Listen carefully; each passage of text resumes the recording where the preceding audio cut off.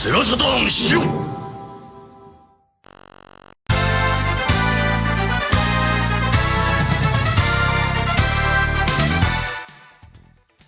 What's up, everybody? Happy Friday, Shiro Show. Hi, everyone. How's it going, Dan guys? So tall. Jeez, Dan, why are you so tall for? Why is he so tall? Down. Well, he is kind of a tall guy. Is that better? There we go. That's perfect. Yeah, we're all gonna I'm hunch. probably not taller than you, though, Dave. Is that right? Life, Are you not like? I'm like 5'11". You're 5'11". Oh, okay. Well, you maybe you're just skinny. I am skinny. But here's the yes, thing. that Yeah, is when I shrink, so I don't want Dan to look like the shrunken head dude from Beetlejuice. You know, and if I make him too small, then his head looks shrunken, even though he's like the same height as us. So yeah, I kind of have to make him tall. I feel like we're doing the show of the basketball player. God damn. Right? We are. Yeah, he's a basketball. Hey, speaking of sports, congratulations to Toronto for winning the Shohei Ohtani. Perfect. Dave, stay right there, Dan. Perfect. Yeah. Hi, everybody. Creeping over here. Oh God! Don't get too far underneath the table. now he's looking at Wilson. No, yeah, we were just doing it for fun. Hey, what are you wearing? So I'm wearing my brand new SHIRO merch here. It is the Panzer Dragoon design that you just put up on the shop a week or two ago. It looks good. It just came in yesterday. Thanks. Yeah, this is the long-sleeved T-shirt. Mm-hmm. Really comfortable. I like it. I like it a lot. Nice. So yeah, I had to wrap up the show today. Excellent. Also, another thing that came in yesterday was the hoodie that I bought for Pudgy Bunny. And it is the creamy 3D graphics. I like it. Nice. In her in red, which she likes that color. So could you hold it up really close to the camera? Like, how did the print end up on that? Yeah, lower it down a little bit. Oh, sorry. Oh, not bad. Not bad. Okay, cool. Yeah. No, it turned out good. I couldn't tell in the low res photo like if it was if the print felt good or not. But yeah, it looks pretty good actually. Cool. Yeah, I think my favorite thing about that shirt is that it can come in pink. Nice. And I don't know if Dave did that on purpose. I did that on purpose. I said I need to do more shirts in pink because I know Pat likes pink and he likes light powder blue, and he likes those pastel colors. A lot of the I'm just a bit worried about wearing something pink that says creamy on it. I mean, you know, if anybody's gonna do it, I guess I'll be the one that takes the bullet. Right. The Panzer Dragoon T-shirt is long sleeve shirt is popular in chat. It looks like. Yeah, awesome. I like it. I got it in like the dark blue. I thought about getting like the lighter blue, but like it felt like the dark blue made the design pop the more. most. You know what's funny? Yeah. I don't love just making all of our shirts dark colors, but the designs tend to pop more. Like Pat's shirt that he's wearing right there, the logo really pops on. That's the one on the Shiro shop. Whenever I try to do you can actually get this from our shop. Yeah, when I try to put a design on like a pink shirt, it really depends on the design because sometimes it just kind of fades into the background and doesn't really pop. That's why I tend to go with like dark grays and blacks because it always it's high contrast, you know. But yeah. Although that controller T-shirt that I wore, I think last week or the week before, that one looks good on white. That one looks good on white. Oh, okay, cool. Yeah. Yes, yeah, that's right. The Japanese Saturn pad. That looks terrible. That design actually doesn't really work on black because it uses negative space. Yeah. You know what I mean? So so basically it's just like the buttons and then the silhouette. So it has to be on the white. It works. It's basically made for lighter colors. The color of the shirt is actually part of the design because the controller itself is supposed to be like a light gray controller. So that that was the idea with that. I want to really shout before we go around talking about updates. I want to shout out everybody who's here in the chat with us. Dragons of Saturn, thanks for joining us. Paul Bort, Mac User 2, David Zaney. Always here, Pudgy Bunny in the background there. We got Neil Henderson. Guys in the chat. Shouts to Neil Henderson. Ant, recognize you from last time. Thanks for joining us. Offie. We got Michael Friesch, Ivar, Weinerholm, Colin Pierce. Gosh, we got a lot of people, like 36 viewers right now. Moose Tracks is here. Roberto, all the way from Portugal, probably watching us while he's at work. Roberto, are you at work right now watching us live? Mac, wait, did I said Mac user, right? Mac user 2? No, I don't think you did. Oh, I thought I did. Okay, Memphis is here. What's up, Memphis? Trekkies, of course. There needs to be a Shiro ugly Christmas sweater. I don't disagree, but I'd have to get on making that. We Scotty, got 2 of the Sega guys in the chat. Nice. Yeah. Sega guys are here. Wait, is Dan here too? Yeah, Dan, the Mega Driver, just put. my. James says just before a Panzer Dragon shut. That's yeah. how he talks. Well, come on into the room and say hi. I don't know if Dan. Here, how's it going, mate? I don't know if Dan Driver has credentials to talk. I'm not Australian, mate. I'm Australian, mate. Yeah. You always do the mate thing with him. He's not Australian. What do your best? I'm dead sexy. They say mate though. Just maybe not with that particular accent, but they say mate. I noticed one thing. They say I a lot. James always says I instead of yeah or yes or whatever. I. Yeah, it's true. He does. There's someone in the comments that continually, I think, I don't know if they're either from Scotland or if they're doing it to be kind of sarcastically funny, but they always go, aye, laddie. Laddie. What do you have to be like part of an old clan? lad. Yeah, clan. You'd have to be a part of a clan. That's almost like. We don't. What James doesn't tell you is that he is actually the last one of the Highlanders. Oh yeah, he's the last of the Highlanders. Yeah, tell Dan to get in here. We can talk to you guys. Oh, we got Scotty Mofo Show. We got Captain Hodden joining us here. What did I do to my phone? Sasquatch is here. You do to your phone? I don't know what you did to your phone. Tom Fum. He just ordered the new Knights vinyl. I saw. So shouts, Tom. Nice. A lot of people getting that Knights vinyl. Captain Hodden. Vinalials. Yeah, Analog Black Sheep. Roberto is not at work. He's at home. Okay, I was gonna say he's gonna get in trouble. He downloads our show and watches it at work when he's supposed to be monitoring cameras. Sales. How many people got in the chat? Raise your hand if you paid the $760. Well, my wife did. What for the retro tank? Oh no, not for the retro tank. I misheard. I misheard. Yeah, Conley's like retro tank 4X. How many people bought that in the chat? Raise your hand. I wish. $760. I wish. I don't think it's not worth it or anything. It's like for people who really want like all that pro stuff, all those pro aspects. But it is not plug and play. It is not like it's on sale this weekend. It's a tinkerer's device, a lot like the XRGB Mini was. So I don't know. It's Tink in the name, so it does have Tink in the name. It's just that the Tink 5X is pretty much plug and play for the most part. So pretty much. How steep is the discount on the sale this weekend? Oh God. I mean, it's still $760, so. Yeah, so Swooper's in here. Swooper D is in the room. I don't know if he can talk, but let me just see here. Got Swooper and we got the Sega Hold It Gear. Is it possible to? I was trying to do an Ollie G accent, but I kind of failed. Focus this person. Yeah, I don't know where to. Dan's on mute, but he's here. Yeah, he's here. I just don't know if he can talk. Oh, there he is. Yeah, wow. He's coming through. Episode early, guys. Coming through live. Collab episode. Got a full room. Nice. Love it. Okay, so we've got things to talk about for sure. Lots of Sega related news. Yeah, we should probably jump right into the big elephant in the room. Can we do updates real quick? Does anybody else have anything else that they picked up? I did pick up something. I've been paid my dollies. What'd you get, Dave? We're almost done with magazines. They're almost gone. Like all the A rank. I think we've got 3 A rank issues left, and that's it. And then fast, guys. And then we've got I want to say we got 40 B rank issues, and then that's issue 1 done in the book, in the coffin.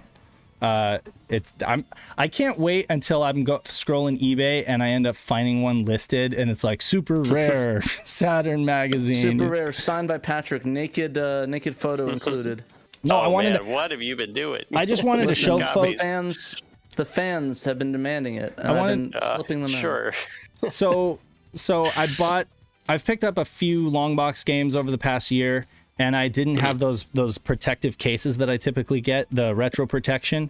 And wrapping your shit, Dave? I picked up a bunch of those so that I could get all of those games condomed, or whatever you want to call it, little game condoms. I like it. But I also, while I was at it, I also picked up console box protectors, and these things are lovely. This is retro protection. I used to do video game box protectors, but I don't think he does the console box protectors, at least. So you can kind of see the shine on here. It is it's a really sturdy plastic, and it makes them not only nice to display, but keeps them nice and safe. So I've never heard of such a thing. Yeah, so if you do have some boxed consoles that you want to keep protected, I highly recommend something like this. They're not cheap. They're about like between $20 and $30 depending on the size of the console. But I mean, the plastic is gonna be okay for a while, but the cardboard is really delicate. I'm actually thinking of picking two of those up for my Dreamcast because I have the Sack Wars one and I have the regular Dreamcast. So I'm considering getting the condoms for the Dreamcast. Do you think I should? I think you should, and especially, I mean, it doesn't matter where you're storing them. You're in Arizona, which is a really good thing. You're in a dry climate. It is as long as you keep it away from a window with direct sunlight, you should be okay.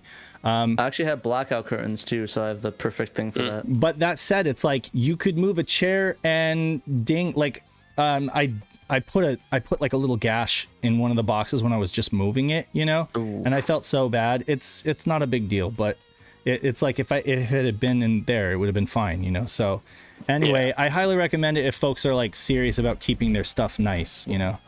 But yeah, so that's the only pickup. I just wanted to mention it. I also picked up something for Pat, but I'm not going to reveal what it was until I'm able to send it to him. But I did send him the RetroBit, his Japanese Saturn pad, the Analog Wireless Pro, which we'll talk about a little bit.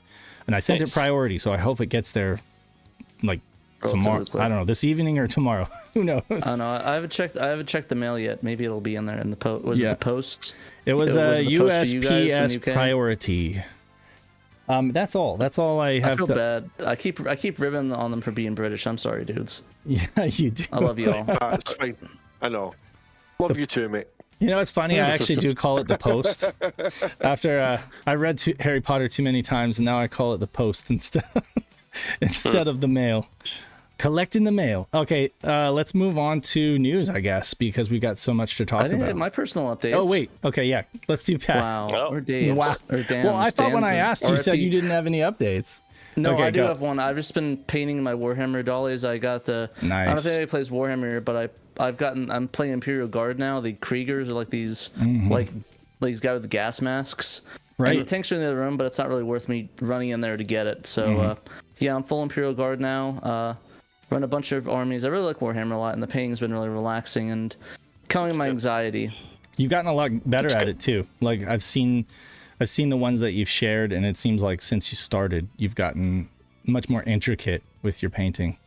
So Thank you. It's a lot of fun. Yeah, I think I kind of want to get into it too, but I don't know if I would want to get into it for Warhammer. If there's like other ones that you could do, you know, like you do like just modeling, like the what's that called? The Gun Plus stuff. Like you get stuff like, you know, for like I know they have some virtual on ones you probably could get. I want like a Daytona Hornet, and that would be crazy if you could just get a bunch for like Saturn games, you know, like Daytona Hornet, Knights. Yeah. You know, Sega Rally. Of course, the licensing for those kind of things, I don't know. Yeah, we got Analog Black Sheep played Orcs and Eldar in the chat. Respect for the Orcs. My roommate just started playing Orcs.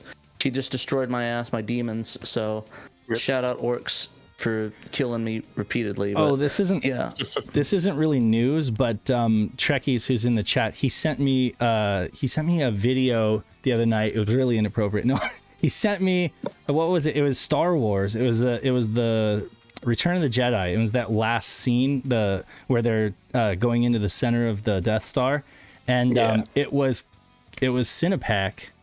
But it was just gorgeous. Like it was. So it was running on your Saturn. It was running on my Saturn. It was just it was like a BenQ kind of situation on the satiator, and he just put up a bunch of Cinepack videos in the contest. Oh, in the okay. Sega Extreme okay. See, Saturn I haven't even seen that yet. This was like contest. This was like 2 nights ago, and I was just blown away by it. Like I watched it several times. I was like, wow, this looks better than VCD. You know, it looks. We got a super chat. Really, really good. Super chat 5.5. 85 bits. Developer. Yeah, it's probably going to be Brazilian pesos. Yeah, is that what it's called? Shout out $5 5 Brazilian pesos from 85-bit developers. Did you guys read the Washington Post interview about those new games? Yutsumi also talks about a Virtua Fighter. Greetings from Brazil. Yeah, we did read. We saw the news on the VGAs. I was there and watched that. We did hear about rumors about the new Virtua Fighter.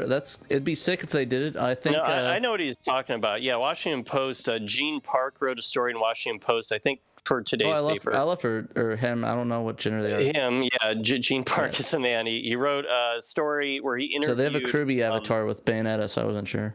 Oh, no, they had his actual picture on the Washington Post wire, which is where I went because I have access to it at work. Okay. I just follow him on Twitter. So. We can talk about that story in a little bit because I did grab it. I won't read it all because that would be copyright infringement, but we can kind of touch on it a little bit. He interviewed Utsumi. Dan, what's the worst that's going to happen? H-Bomber guy's going to make a video on us? Yeah, we don't want that to happen because he can ether people right off the internet. So we don't want to piss off H-Bomber. I challenge his ass. Come on. I would not want to be in his crosshairs. Bring H-Bomber guy, another British enemy for me to fight. But I love his videos. I watched that thing start to finish. Yeah, amazing. I did too. It took a whole day, but man, it was a good video. Oh, I stayed up until like 2 a.m. Oh, jeez. Did you also watch the Tallarico one?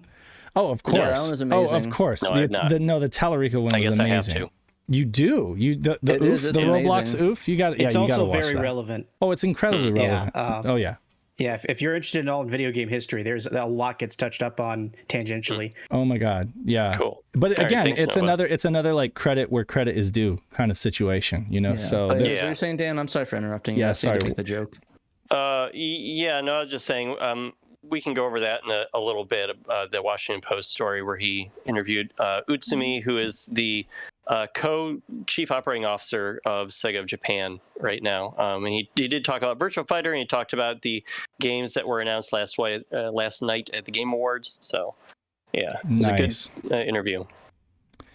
Well, excellent. Anything else? For the record, what? Go ahead, Noah. It's 5 Brazilian reals. Brazilian real. Brazilian Thank you. I didn't know real. what currency was. That's why it has an R. That makes sense. I don't know why I didn't heart that. Sorry, I feel rude. Well, thank you for the 5 reals. Definitely. Thank you. Bits. Appreciate it. That was a real thing to do. Yeah. He's a real one. He's a real 85 bits developer. He's a developer. I'm curious though. 85 bits. It says you're a developer. What do you develop? Have you done any games? Homebrew? Put your links in the chat. Yeah, put your links. Can't put links, but. Well, just let. I'd be interested to know like what kind of stuff you develop. Yeah, just let us know. Yeah, we want to see that shit. We'll shout it out. So we're waiting for him to maybe type that up. My only pickups this week were the shirt here, which is a great sexy pickup. Shirt, Dan. It's awesome. Yes, thank you. Mm-hmm. And I've been playing a lot of trumpet, trying to get ready for Christmas. Really? You play trumpet? Oh yeah. I've played trumpet since I was 9. Do any Miles Davis? I'm not Miles Davis. I said, do you play any Miles Davis? Sorry. Do I play Miles Davis? No. That's what I meant. I didn't think you were Miles Davis though. So. Okay, yeah, that's good. That would make no sense. No, I've been getting ready for Christmas to like play at church, so I've been practicing a whole bunch because I kind of took a little break there for a few months. But for the last couple of weeks, I've been practicing like an hour a day, try to get myself back into being in somewhat decent shape. Yeah. So. Doing all right. Cool. Yeah, we've got a new choir director who has not heard me or my dad. I played trumpet with my dad as well. Has not heard us play yet. So he's like, we're going to bring our horns along to the practice on Tuesday, and we'll run through some stuff, and hopefully he won't think that we sound like garbage. So hopefully not. Luck. Have Pudgy Bunny send a video to us. We want to see that. She's not going to shoot a video. She doesn't come along. Dang it. Pudgy, go along and send a video so I can watch it. Maybe I'll do virtually. I'll do a live stream. I'll play some Christmas music in the Discord. If you do it in the Discord, I'll be down. Do it on the show. Okay. Yeah. I can. Thank you, Pudgy Bunny. We'll put that as a Patreon exclusive content. There you go. Get your embouchure ready. That's what I've been doing, Eric. Yes. I'm finally kind of sounding halfway decent right now, so feeling a little better about that. Anyway, that's what I've got. Myers. All right. So, are you guys ready to talk Sega news? Saturn news? We can talk Sega Saturn. No, let's pass. Thing is best of Saturn, G Vector. G Spot. G Vector. Whoa. Hey there. Where's my mind? Where's my mind? Hit the disappear button on Dave, please. G Vector. Okay, here, hold on a second. I'll hit my own. There, disappeared. Good. Perfect. See, I don't have to do it anymore. All right. So let's hear on the story without Dave. I'm just joking. Oh, here we go. 85 Bits replied. He said, I am currently an AI developer in the Rio de Janeiro state attorney. Already tried Joe Engine. Oh, cool. Wait, if you make anything cool in Joe Engine, let us know on the Saturn. Yeah, let us know and post it up on SegaExtreme.com because that's where a lot of the homebrew gets posted. Posted in the contest thread. Right, the contest thread in Sega Extreme. That'd be awesome. Or it's posted in the Discord if you're not comfortable with that. We want to see it. Sure. Yeah, either way. See your stuff. So anyway, yeah, G Vector. G Vector. Great game until you play it. Oh, you think so? You think so? Wow. I mean, yeah. It's very hard. So, well, let me ask you this: do you think that Sky Target is better? Yes, because I can actually get past level 1 in Sky Target, so I like Sky Target a lot better. I mean, maybe if I practice a little more in G Vector, maybe I could. 50 people, boys. Neither of these are great. People. Yeah, neither of this or Sky Target are great games, but they're not good like legendary games. They're decent. Yeah, I mean, G Vector looks very cool. It's like a Star Fox like game, and I mean, I'll tell you right now, like the main reason I got an N64 when I was a kid was for Star Fox 64. Mm-hmm. Star Fox was the only game that I was jealous of Super Nintendo owners of. Mm-hmm. So yeah, this game, like this style of game, is like my jam. I like it a lot. It's just you die in 3 hits, and then you have to restart from the beginning of the level when you die, and you only get 3 continues unless you put in a cheat code, which only gives you 9. It's like. Yeah, and it's ridiculous. Your ship kind of feels like it's on a leash. You know, like the way that it moves, it's kind of like not exactly smooth. It doesn't like have like a floaty feel. Instead, it has like a really stiff feel to it. They use like more like a shmups precise movements.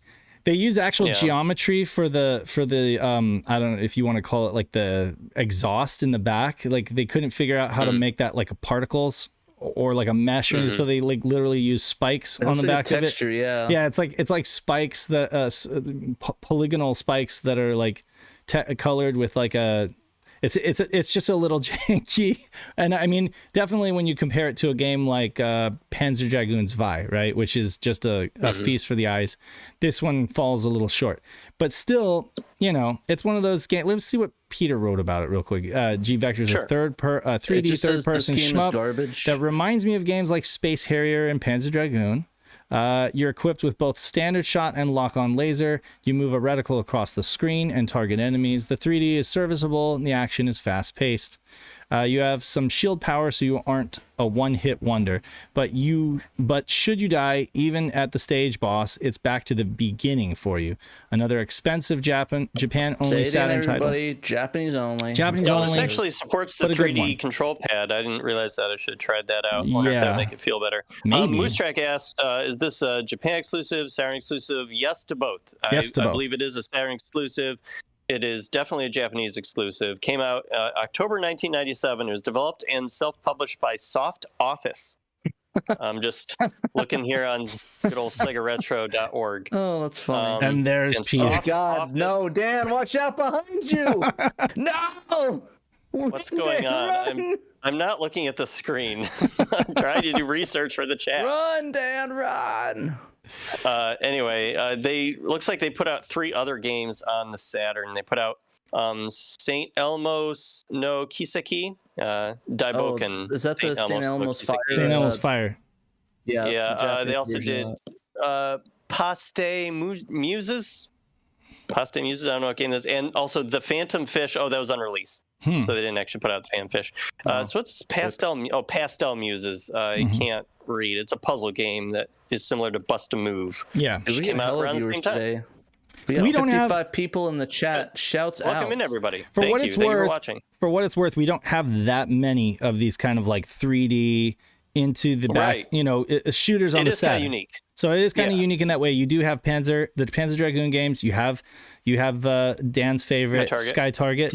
You got G Vector, and we got Stellar Assault if you consider. But Stellar Assault is not on rails, so Stellar Assault is more. No. So it's not really the same thing. No, this is really an on-rail shooter. An on-rail shooter. Yeah, This is an on-rail shooter. I think Peter called it a shmup. And I mean, while the feel of it, like you were saying, Dave, is a little shmuppish, it's more like an on-rail shooter. That's what I would consider it.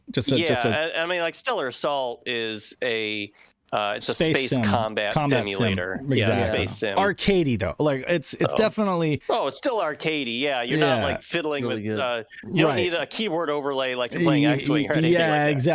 Exactly. Oh, so, you don't need the monster controls like for the Xbox game. Was it Steel Battalion? Yeah, no, I've actually used that too. That is so cool. I want to get that. My friend's dad had that, and I always wanted to try that.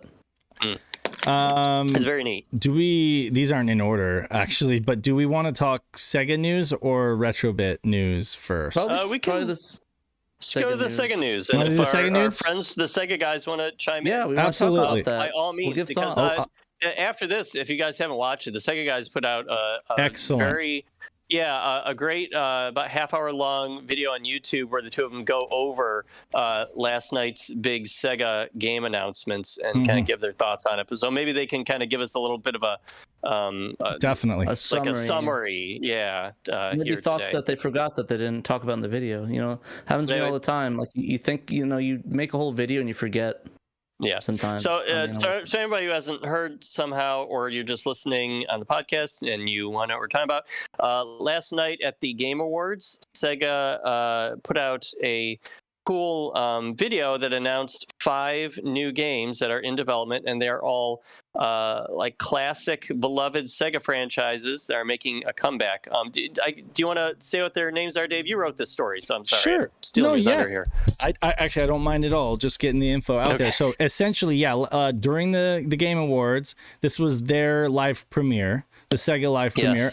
I think fans were expecting some news from Sega. I don't think any fans were expecting. Well, I don't think anybody. Because the rumors. They sent cards to all these like live streamers and influencers and stuff saying, "Hey, new era, new energy." This is down here. Yeah, you can see like down here. This is what they put out. Yeah. They put out this new era, new energy, power the next level, and folks were like, "Oh, VF6, it's going to be Virtua Fighter 6, or it's going to be." We have like a Virtua Fighter. Right. I'm a fan of the show. What's his name? Maximilian Dude. He got one. I think a lot of people thought, because it went to a lot of FGC streamers, they thought it was going to be like a Virtua Fighter. It's like, oh, here we go, Virtua Fighter 6. But what they don't know is that Maximilian Dude is also a mega Saturn fan and a Sega fan. Yeah. What they all had in common, those people all had in common, were that they were big Sega fans. And so the trailer opens, and I am going to have the Sega guys chime in here in a second. But the trailer opens to. Do you want to just show the trailer? We could just show the trailer. Dude. Let's show the trailer, and then we'll talk about it. Okay, so here we go. Without further ado, this is the trailer that everybody saw last night and were blown away by. Okay.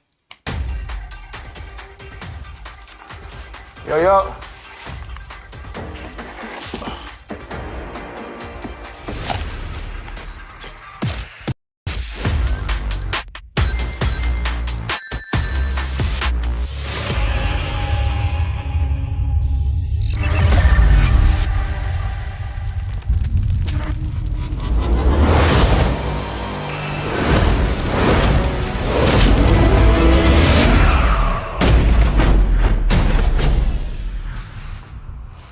Did you save the game? Really? Of course I did.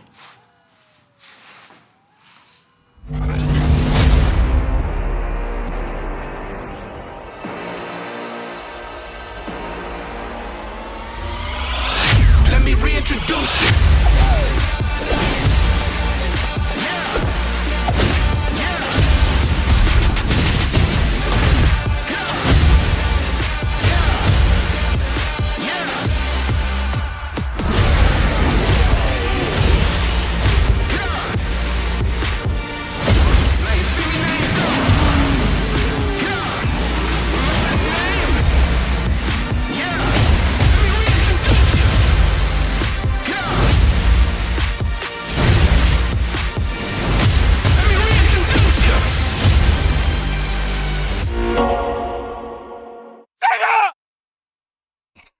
I like the classic Sega screen. There we go. Absolutely. Yeah. So yeah, you can see it opens touch. on those Easter egg items, like the skateboard and the helmet the glove, the crazy taxi, and then they're sucked into this like light emanating. I don't know if they're sucked into the Shinobi cab or whatever, but then they get spit out. I mean, that's a good suck if I ever said it. You got the classic cell shaded look of Jet Set Radio, albeit much higher detail and resolution, akin to I want to say the recent Zelda game, Breath of the Wild, that kind of thing.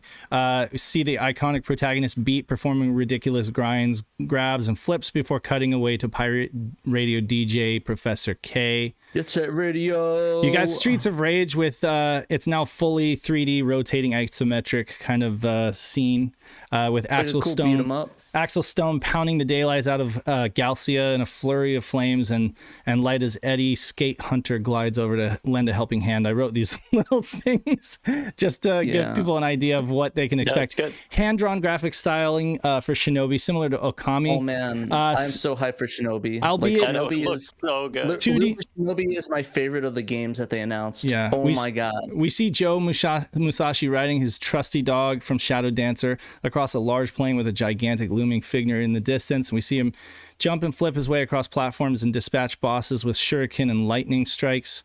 You got Golden Axe. I think honestly, I'm really excited for Golden Axe because I want a game. Yeah, it looks multiplayer here. Well, it should be multiplayer because Golden Axe, we open to a scene of dwarf Gilius Thunderhead rolling for cover and then circling a group of enemies for a quick attack as Tyrus Flare shoots flames at a horde of oncoming foes. We also briefly see a glimpse of Gilius riding the notably much more speedy Chicken Leg. You can see him here riding a really quick Chicken Leg. They weren't that fast on the Genesis. And then, of course... I like the look of him. I like the look of the Chicken Leg in this version. It's very... Oh, yeah. Very demonic-esque, like comic. I like it. Probably the most exciting one for me here is Crazy Taxi, because if we're to believe what we're seeing here, Gina's cab is soaring over a jump headed straight for a collision with another taxi, Axel. Is this to be like a multiplayer battle royale type thing, like version of Crazy like a Taxi? Cops and Robbers mode too. Yeah, the rumor is that the Jet Set Radio and Crazy Taxi games are going to be games as a service type games, so they may be like free to play online multiplayer type things. Which would be season Crazy Taxi shark cards. Yeah, maybe. Yeah, it's kind of a bummer that they're games as a service, but I get it. Right. I mean, that's what's popular, and Sega needs to I'll make play money. it. I'll still play it. Yeah, my dumbass will still play it. Of course you will, right? So it doesn't mean it's not going to be fun, So. They as long as it's fun, that's important. They also alluded to more games. That to me just says there's a lot more in the pipeline. These are the ones that we're ready to show in such an announcement. But I mean, who knows what else that they could be working on?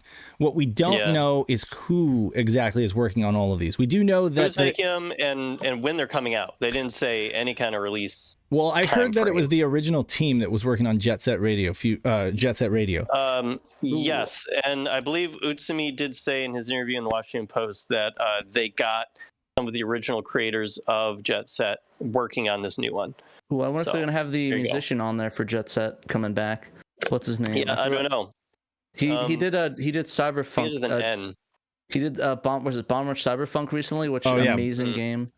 Can I? Yeah, I just would bug him about Jet Set, and he'd be like, "Don't bug me, bug Sega. It's their IP." I want to play a reaction for folks real quick. Hideki Naganuma, thank you. Yes, that's it. Love him. One of my favorite musicians. I just want to show real quick some of the reactions that folks are having on Twitter here, real quick.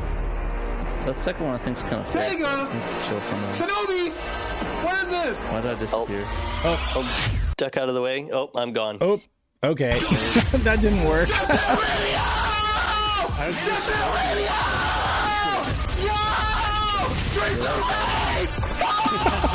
Gotta keep it local. This guy is just out of his mind. Oh my god. Man, we're at 62. We're at 67 before. Sasquatch said outrun, please, and I'm totally there with you. I would love them to do a new outrun game. Of course, that's a series that they actually have given quite a bit of love to over the years. It's like everybody I think is feeling Shinobi, right? Like, cause there's a series that they just haven't haven't given the love that they should have. I think, you know, for what an amazing. Honestly, Shinobi is the best looking one of them in my opinion. I mean, I do like Jet Set, but I love like Shinobi. Like, I'm not even a big fan of Shinobi, but that looked muy perfecto indeed. Very beautiful. And like it hasn't been confirmed who's making what, like you said, Dave, but like I would almost bet money that Lizard Cube, the makers of Streets of Rage 4, and one of the Wonder Boy, I think Dragon's Trap, Wonder Boy Dragon's Trap, I would bet money they're the ones who are behind that Shinobi game, because it just looks like their style. You know, they have that beautiful hand-drawn animation style that they put into all their characters, but it's still HD, and just all those beautiful backgrounds that you see in like Streets of Rage 4. Like you can just kind of like feel that coming through in that that little clip of Shinobi. So one thing I will say, I'll bet they're behind it. Jet Set, though, I think is probably being made internally by Sega. I'm not sure which teams. It might be some of their European teams, but it'd be nice to get some internal stuff, because I know that Sega's been really into like putting it out to third-party developers and like other people, like throwing it to some of the other companies out there, because I know that's been the big thing, and some of them were successful, some of them were kind of there's something very conspicuous missing here.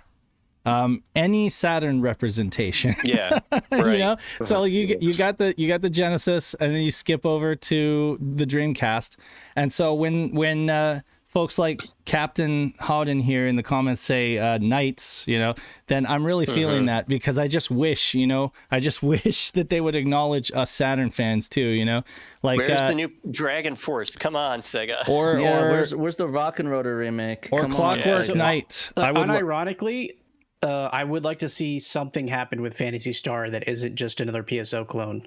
Honestly, that'd be kind of fun, like a new PSO, like a single player game, a like Burning Rangers sequel. Trekkies hit the nail on the head. Like, I think Burning Rangers today in 2024 or 25, whatever, I think that franchise has the potential to do really well, because I think that folks are ready. Before anybody says it, anyone says Mr. Bones getting banned in the chat. Mr. Bones even Sega? Technically, Sega funded that whole development. They did.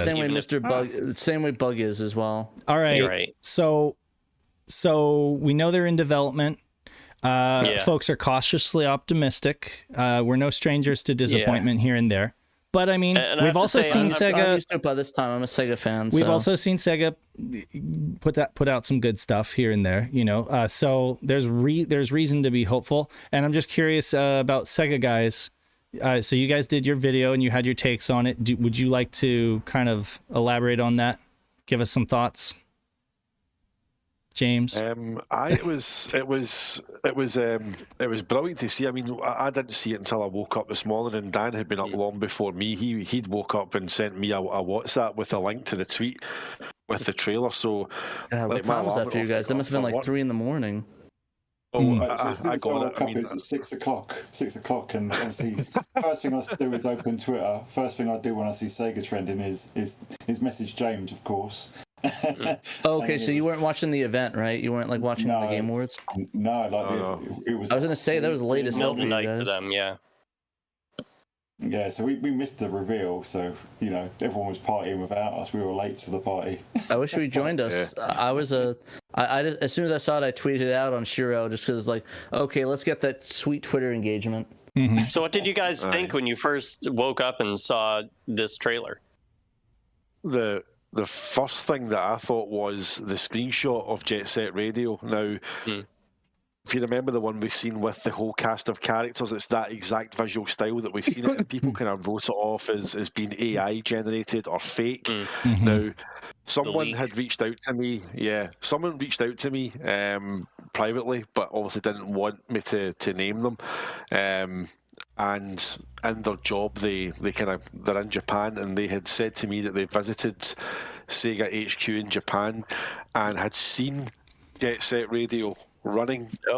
So they said to me that screenshot is real, but that was as much as they said. But it's one of those things where you can't go out on Twitter and say, "Oh, I know that's real. Someone's told me," because the trolls just turn on you and go, "You're talking rubbish." So, I just sat there quite kind of quietly confident. I'd passed info on to Dan about it as well, that it is real. And then we see the trailer, and boom, it's the exact same visual style. The beat design's the exact same. Everything about it looks exactly the same. So, yeah, it's good that we're not getting just remasters. I think remasters would have been nice, but I think the fact that what they're trying to do is pay homage to the original vision of the game, but at the same time trying to bring something new and fresh. I mean, Dan joked that Crazy Taxi looks like, Crazy Taxi Hot Pursuit. It's like a Need for Speed. You've got the cops and robbers thing going on there. Yeah.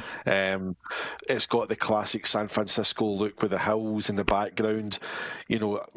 As Dan said in our video this morning that we got out, there doesn't look like there's a lot of opportunities for the Crazy Hop, which Crazy Taxi 2 and 3, for me, I think Crazy Taxi 1 is a product of its time, and it captures that 99, 2000 vibe perfectly.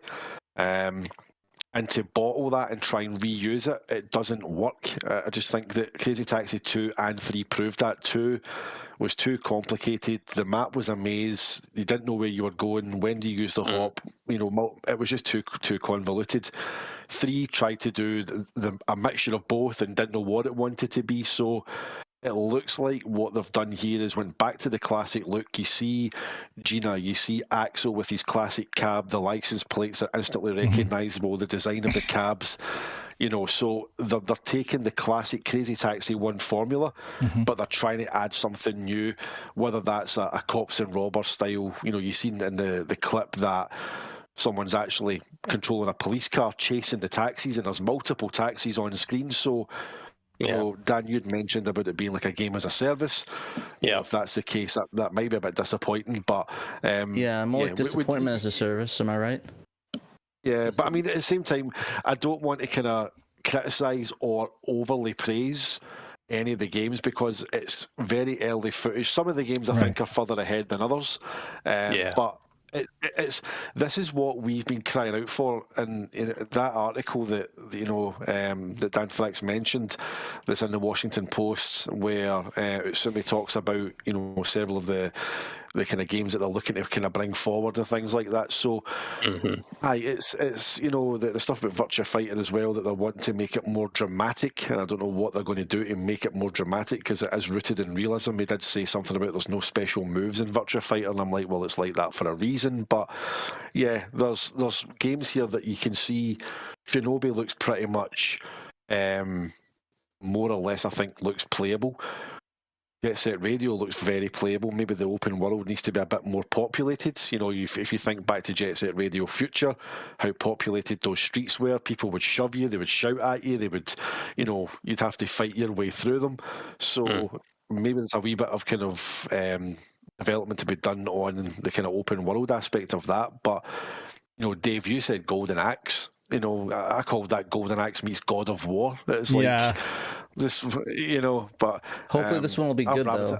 I mean, I don't want to be overly critical or overly negative. Like that's easy to do. It's easy to like pull these things apart. But like here they are, and I get it. Believe me, it's just here they are actually giving, unearthing these old franchises and giving them some new life. I am cautiously optimistic. They do say new era, new energy. What does new energy mean? Like how much liberty are they going to take? Hopefully new energy doesn't mean more games as a service consistently. But here's the thing. That's the energy I don't want. They said new energy refers to they want to go back to the rebellious energy of the Dreamcast. Yeah. That's the exact wording. Okay. My thing that I did want to go back to on though real quick, sorry, is that you mentioned that they're focusing more on new games and remakes, and I think maybe that's like what they've seen from the license they've had, like the remakes of the Panzer Dragoon and House of the Dead were kind of Well, some of the newer games like Streets of Rage 4 and stuff like that, and some of the newer IPs that they based off are doing pretty well and were pretty damn successful. So even Panzer Dragoon got better. Like I've played it subsequently, and it's they've been able to polish it, and make it better. But it was like that day one first impression that really hurt it. Yeah, and it's so like, I mean, like just sales numbers and stuff too. I said in the article they can't rush this. They need to make sure it's fully baked before they take these out of the oven. They can't just try to rush them out there for whatever holiday or for whatever, because if they do that, folks are going to be disappointed, and then it's just going to add to this narrative that Sega can't do right by their franchises, when really it just takes time and dedication. It's like Nintendo doesn't put a game out until it's ready, and sometimes that means waiting. I'm looking forward to the Sonic cycle being applied to every single Sega IP. Yeah. One thing I'm excited about is that we've heard things behind closed doors about rumors of other stuff coming out too. I don't think we can talk about in there, but there's stuff more in the works that's probably gonna be more geared towards us coming with Sega. But we like literally it's just like a whole. It's just a big rumor mill, like, to be honest with you. But like from what we've heard though, I think Sega's really gearing up to like blow people's minds in 2024 and 25. I think what's going to come out is going to please pretty much everybody around the spectrum. If, of course, these games are good, and what they're going to do to make our community happy would be great as well. But I mean, Dave could probably talk on that as well. That I think that everyone really talk about how I think Sega's in a good, I guess, a good trajectory.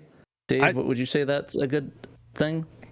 Yeah, right? I mean, I have to like stand corrected on a lot of things, because like I went on record just months ago talking about Sega and Sammy and being very jaded about like whether we would see like any of these IPs that we saw in the opening, independent film of the Sonic 2 movie. You see all these IPs and you think, yeah, we'll never get any of those. And okay, so I stand corrected here. I am kind of curious to know, I want to ask James, what specifically is it about, say, Golden Axe that you're not liking?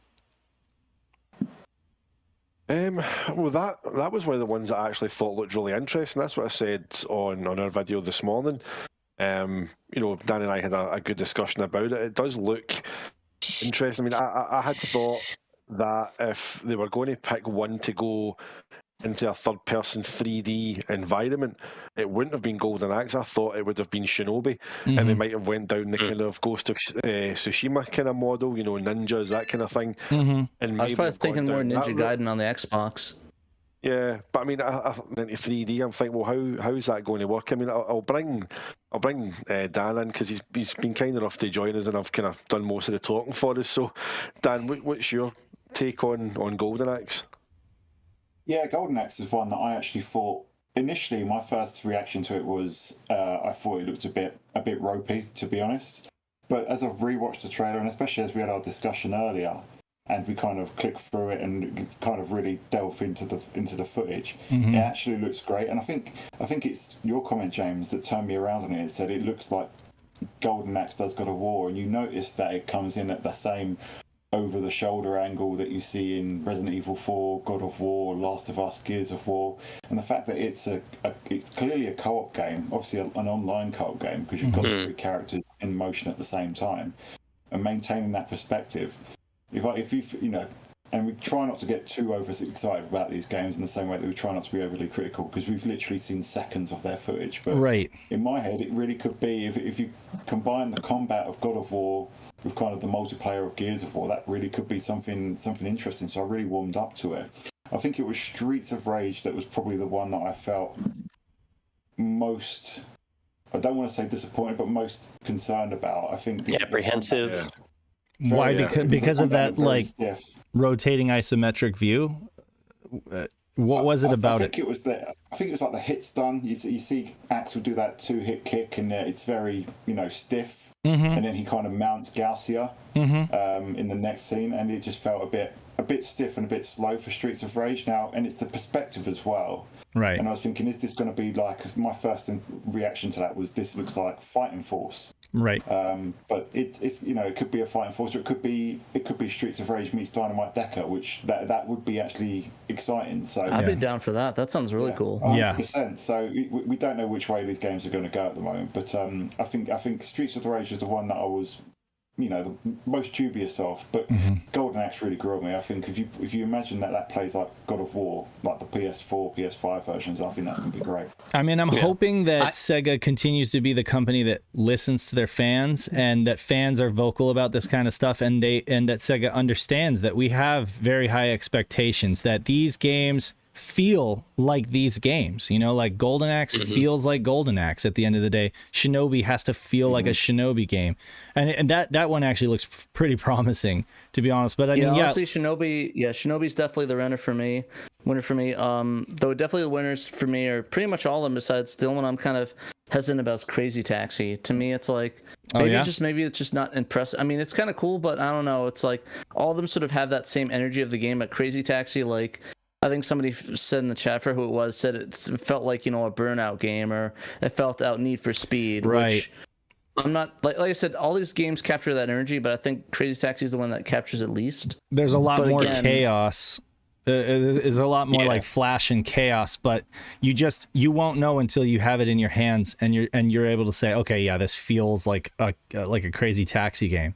Or is it going to have the same like the voices, and what kind of music is it going to have? That's important, because I mean, obviously they may not be able to get Offspring, but I mean, will they be able to get a good soundtrack where they can capture the same vibe? That's another thing. I hope so too, and I hope they have good variety of it. I think hip hop's really, really important for that game too. I think it'd be cool to have, it'd be cool like have stations where it's like, a hip hop thing, or rock or metal or something. That'd be kind of neat, just like something to like diversify. Sorry, what were you saying? Yeah, no, the thing with Streets of Rage as well, and again I says this to Dan in the chat we had this morning, is that now it could just be because they've created that environment to just show off an example of the gameplay, but it looked very closed off. All sides, it looks like for all intents, it reminded me not just of Fighting Force, but it gave me kind of Power Stone vibes in terms of the angle that the fighters went at, the way it zoomed in on specials, then it zoomed back out, multiple players on screen, as I said, there's crates lying about, and you pick those up and throw them at enemies to smash them to get access to the knives and the baseball bats and the chicken to increase your health. I mean, again, it might just be that what they've shown, as I said, is just a development kind of style area to show what it will look like, but I couldn't see any part of that scenery where the characters had walked into that area. Again, could it be like a different take? Well, maybe they hopped the fence. Maybe they hopped that fence on the left. Well, they might have. But it's just it was the angle, it was the way it zoomed out to show all the kind of the characters, and zoomed in for the specials. And I just thought, Fighting Force meets kind of Power Stone, the kind of the vibe I got off it. But it's going to be interesting to see. I'm glad it's not just remasters, that they're trying to do something new. And as you said, Dave, it's capturing that kind of special kind of ingredients that make a Sega game. To the music, the sound effects. I mean, with Golden Axe, there's plenty of lore in the background that they can dig into to flesh out a story. So it's crazy to think. Exciting times. What were you gonna say? No, I just say it's exciting times. It's just a case of, it's the and more that excites me as well. Oh my God, right? Because I think I remember, speaking of Power Stone, I remember them saying that Power Stone, at least Capcom, was in the works. Like, so they talked about like having a new one like by 2025 or something. Oh yeah, it was like a while ago. It was like a year or two ago we covered it, but that might be possible, and that we might actually get a new Power Stone, which would be kind of neat. I know that. Of course, that's a Capcom, but still.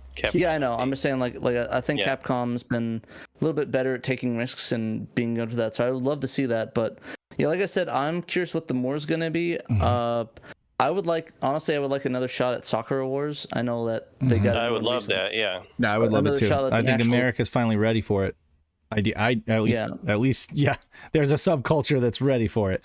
I do want to say, for the record, when it comes to like us being hard on Sega or depending, with us kind of, being cautiously optimistic, I just want to say that there's a lot more at stake for these games that are just now making their transition from 2D to 3D. That's something that should have happened back in the Saturn era, right? Exactly. And it probably did. That's a point. Well, hold on, I'm not done. It probably was trying to be done behind closed doors, and they just couldn't get it. They couldn't figure it out. Whereas like something like I agree with Pat. Like, I'm going to be much more judgmental of Crazy Taxi and Jet Set Radio because they started as 3D franchises. They're iterating on what was already done incredibly well. So it's like I am going to judge those pretty hard, because how well do they capture that original vibe? But with this, you're going to have some grace with these 2D titles that are transitioning to 3D because it's almost impossible for them to capture the exact same vibe when they're completely changing like the dynamic. But I'm hoping that they're able to do it as much as possible to where we all feel like, okay, this does feel like a spiritual, like this feels like this game should feel as a 3D title, No, exactly. Like I said, I think. Go ahead, Emerald. Okay. So go ahead. I'll let him go, then I'll talk. Yeah, Emerald, you go, and I'll talk. So I was going to say, from a game design perspective, they necessarily have to change the core gameplay loop. Mm-hmm. There's no clean way to do 2D to 3D. And every game that's done this has had some sort of change. It happened to Rayman and Sonic and Mario and what have you. There's going to be a fundamental change in pace, and it's not going to feel the same, and it can't feel the same. But they're doing this so late in the game that there's a lot of stuff to crib off of. Yes. Now, there's some bad stuff to crib off of. Mm-hmm. Like, I'm seeing this footage right now from Golden Axe, and I'm thinking of the last Baldur's Gate game, which was not well received. Looks very similar. As but obviously, two, not three, right? The one that just won Game of the Year? Not Baldur's Gate 3. The Dark Alliance. Oh, okay. Dungeons and Dragons Dark Alliance. Oh, okay. Multiplayer co-op Dungeons and Dragons game. Kind of fell under the radar. Didn't look that good, but looks very similar to this.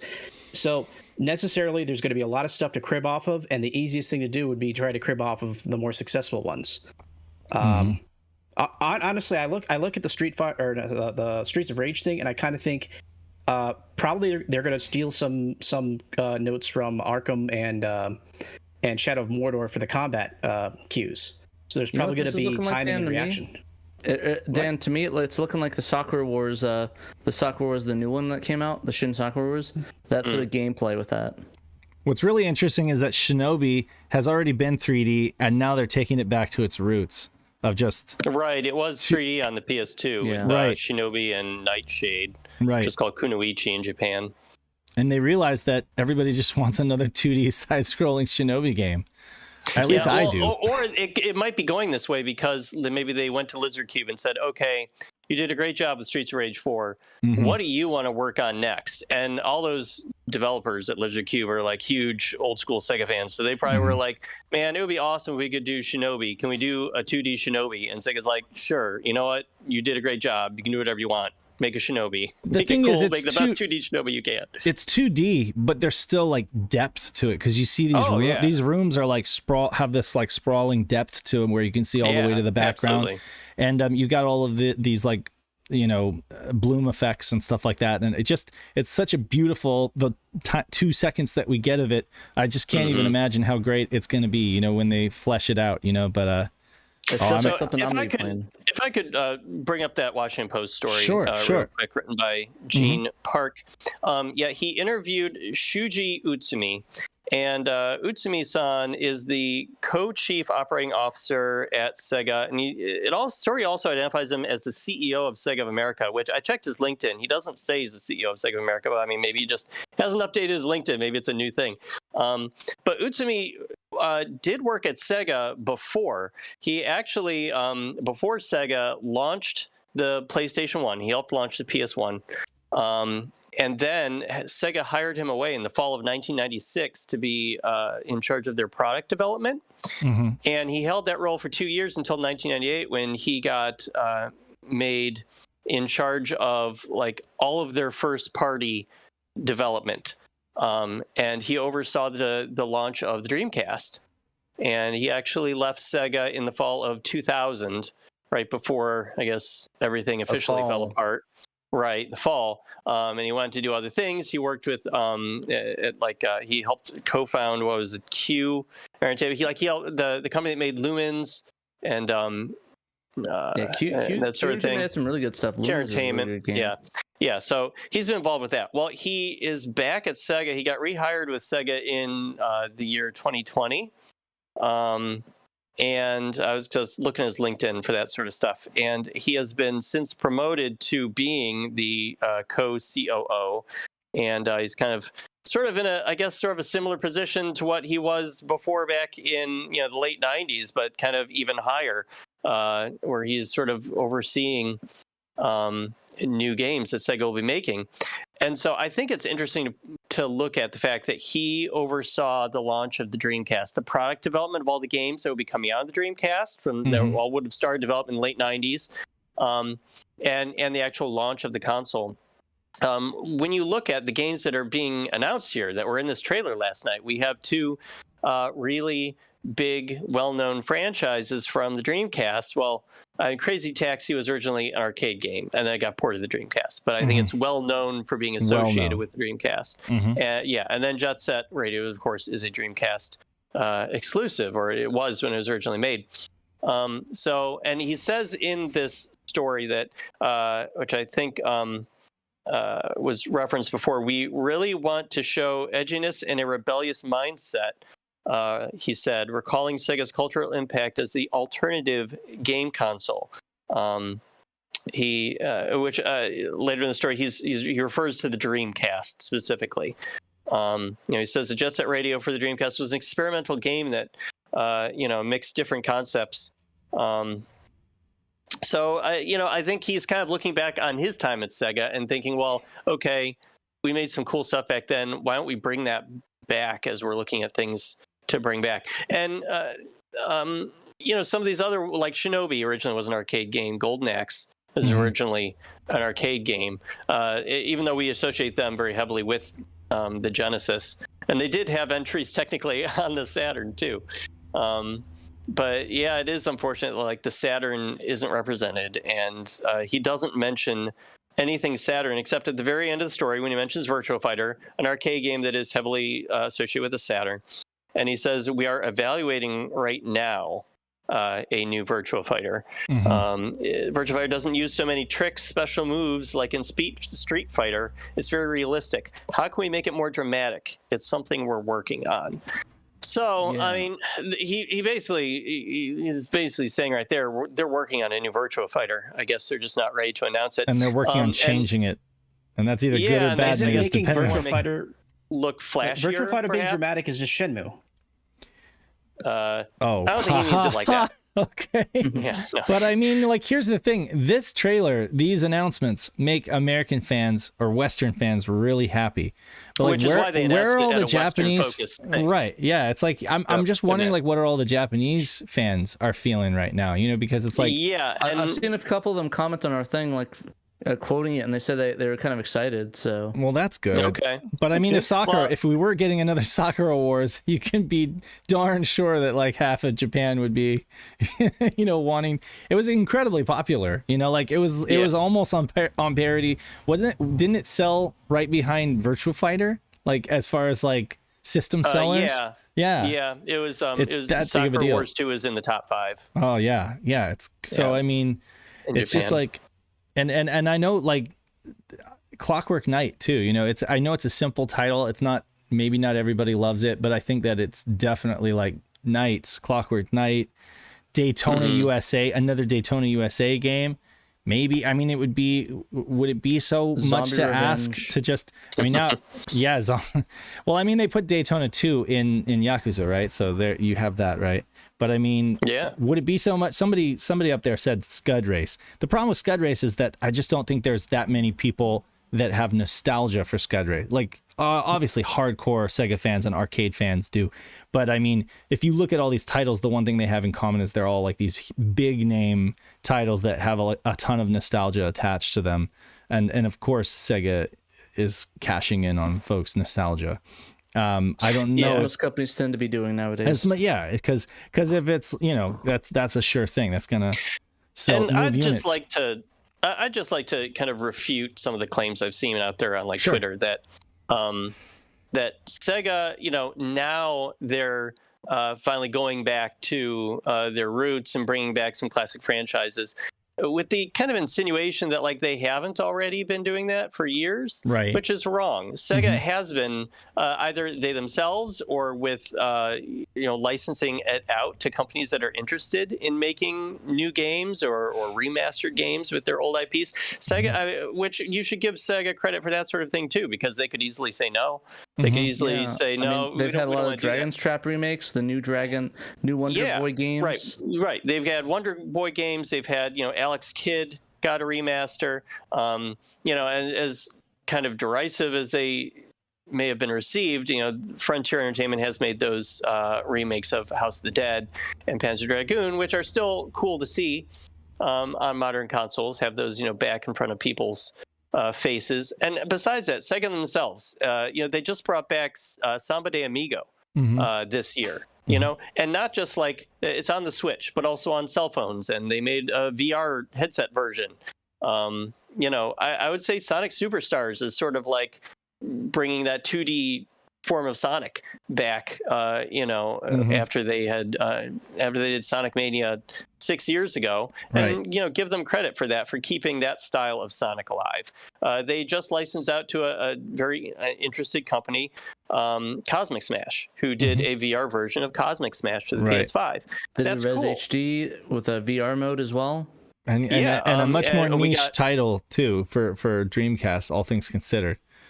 Space Channel 5 got a VR mode, VR version on like the PS4 and on Steam several years ago. I think people are selling Sega short because they have so many, licenses, like risky games that they put out all the time. Like they had, it was the Valkyria Chronicles games, which are a lot of fun. A lot of the Shining sequels are a lot of fun. They're not really Shining games per se, but the Shining in the name sort of thing. Real decent games in their own right. Sega last year made a sequel to Soul Hackers, a Saturn exclusive game that only came out in Japan 25 years prior. Right. And they made a sequel to it. They should get all the credit in the world for that. And they brought back Sakura Awards a couple years before that. Well, the reason why it's lost on a lot of people is because the one thing they don't have is a unified platform to put all this stuff out on. It's not not everybody disparate. Not everybody has every single platform. So some people out there are going to be completely unaware of certain releases, and so it's like that's the thing they used to have, obviously, when they had, Dreamcast or the Saturn. That's the thing they're missing. They do try their best to put stuff out across platforms, but it's like, it's spread out kind of thin sometimes. But you're absolutely right. I absolutely loved the re-release of Virtual Racing on a Switch that we got. The arcade. Yeah, we got all those Sega Ages games on the Switch. That's bringing back a lot of old games. Played phenomenally. I think the reason why people are being so excited about it and saying Sega are back, and what you're saying there, Dan's right about they have given a lot of opportunities to other people to make their games, but it's that in itself has always felt like Sega just passing them off like a used toy. Like, you can do something with that. This, I think the difference with this is it felt like Sega finally stood up and went, right, we're dealing with this. We're bringing it back. We're doing it properly. We're doing it big. We're bringing, like, that trailer is what I have wanted to see at an E3 show since the Dreamcast was discontinued. It was big. It was bold. It was classic Sega getting behind their own packaging. It was packaging marketing. All five at once. Exactly. Literally, it's like this is the same thing they've been doing with like Street Rage, these other games. It's literally they just put a package on it. Like I gotta interrupt. Danthrax is the Manthrax, and Danthrax is still the Manthrax. $2 from Malenko. Thanks, Malenko. And thank you, Danthrax, for being the Manthrax. Yeah, I guess I am. Thanks. But no, like I said, that's I think with Danthrax though, it's like this is not new, and the things that I do, but it's like I guess maybe they put a bow on it, and now it's like they like throwing their Danthrax the Manthrax to the Manthrax. Basically. $5 from Blue Moon 95. Danthrax the Manthrax to the Manthrax. To the Maxthrax. To the Max Thrax. To the Max Thrax. Wow, that's a new one. Never heard that one. I love it. I love it. So they're throwing their marketing weight, but it's still a bunch of third parties doing stuff. Essentially, I'm curious as to what. That's not being. We don't know who's making all these games. I mean, we're pretty sure Lizard Cube is making Shinobi just because it looks like their style. But like the other 4 games, we don't know. They could be getting made by internal developers at Sega. I heard from I heard from a couple sources that the Jet Set Radio was at least had some members of the original team working on it. So I mean that's hopeful. Well, yeah, that was actually referenced in the Washington Post. It's just that Sega's okay. Yeah, it's just that Sega doesn't have their arcade divisions working on this stuff anymore. You know, I mean, I don't even know where their arcade divisions really are at this point. Sorry about that. And Dave, that'll be interesting as well. Because, like, obviously, we're talking about a new Virtua Fighter being in the works, but Yu Suzuki won't be involved. So it'll be RGG Studios who'll be making it, who took on, obviously, Virtua Fighter 5 Ultimate Showdown on PS4. So that'll be interesting to see how Virtua Fighter stands on its feet without Yu Suzuki at the helm, which would be... You know, it's all well and good that, you know, RGG came in and they took, you know, Final Showdown and then kind of added that Yakuza gloss to it and, you know, gave us his Ultimate Showdown. But to build a whole new Virtua Fighter from scratch without Yu Suzuki, that'll be interesting. Yeah, the things that I'm worried about is that they said that Virtua Fighter isn't flashy. The thing is that I think that's what's good about the game. It doesn't have to be flashy, and that's what I'm also concerned about when they remake it. It's like, well, what about if they make it flashy? It's like, well, you lost the point of Virtua Fighter. It's not supposed to be. It's supposed to be, you know, the combos in that way. It's not supposed to be like, you know, Tekken BS where it's like you get a gauge and you hit it and it's like you do a ultimate attack. You have to beat the hell out of the other opponent. Moose Tracks. I do agree on Virtua Fighter. The only thing about Virtua Fighter is Sega at the end of the day, they want to make money. And I think the problem with Virtua Fighter is it isn't easily marketable, especially today. You know, people are looking for that special something, and it needs something, and hopefully it's a hook. It's just a hook that they're looking for, and hopefully it's a hook that plays into the kind of the fighting simulation and the realism that Virtua Fighter is known for, rather than just throwing hit sparks or special or ultra animations on it. Hopefully it's something sensible, but we'll see. But I think that's all it is. It's just trying to find a hook to get the masses interested. Yeah, it needs to look cool to people in 2023 and beyond. As long as it just doesn't let it loses its spirit, because then it'll alienate the people that play it professionally, like hardcore. Moose Tracks was referenced. I found the. Oh, sorry. Go ahead, Dave, and then I'll say what I was going to say. Well, Moose Tracks was asking about what is a super game. He was referencing what qualifies as a super game, and I know that it just goes back to this financial report that Sammy published back in May of 2021. That they put together this presentation and basically said that their plan of attack was to be like working on these quote unquote super games. At the time, they had given, you know, Sonic the Hedgehog, Persona 5, Phantasy Star Online 2, you know, games like that as examples. But this right here, this little what was it, fiscal year 2022 and 23, they're talking about all the way up through 26, development of new FPS title at European studio, utilization of IP assets, create aimed for 3 to 5 years from now, creation of super game, global, online, make into media, IP utilization. So it was like they had this plan. That's what buzzwords. That's what he's talking about. And then on the list of examples of active IPs, they had Phantasy Star, Sonic, Total War, Football Manager. What do you got? I want a Warhammer 40K Total War. Yeah, examples of past IP groups, dormant IPs: Crazy Taxi, Jet Set Radio, Space Channel 5, Rez, Panzer Dragoon, Knights, Shinobi, First for Fighter, Alter Beast, House of the Dead, Streets of Rage, and Soul Hackers. So, but they mention an FPS, and am I to believe that means first-person shooter title at a European studio? Would that be Sega of Europe? I don't know. That would be one of their Sega of Europe studios, like Creative Assembly or could Relic this or super something. game be a Sega branded Splatoon clone? I don't know. That's what I speculated back then, but obviously that hasn't come that hasn't come to fruition. I thought that they were talking about hyenas, which they just canceled. But it could have been hyenas. Yeah. Right. So I don't know. Anyway, go ahead. You were talking about the Washington Post article. Yeah. So the quote from Utsumi, he said, "The concept of games like Jet Set Radio is advanced. The original creators are involved again, and its time is now. It's a good time where people can appreciate all kinds of concepts." So there you go. The original creators of Jet Set Radio are involved with it. And, you know, people say, well, a lot of the old guard at Sega is gone. And I mean, that's true to some extent when some of them have moved on to other companies or have passed away. But I mean, they do still have quite a few people who used to be at Sega. Like Utsumi himself used to be at Sega, and then he returned.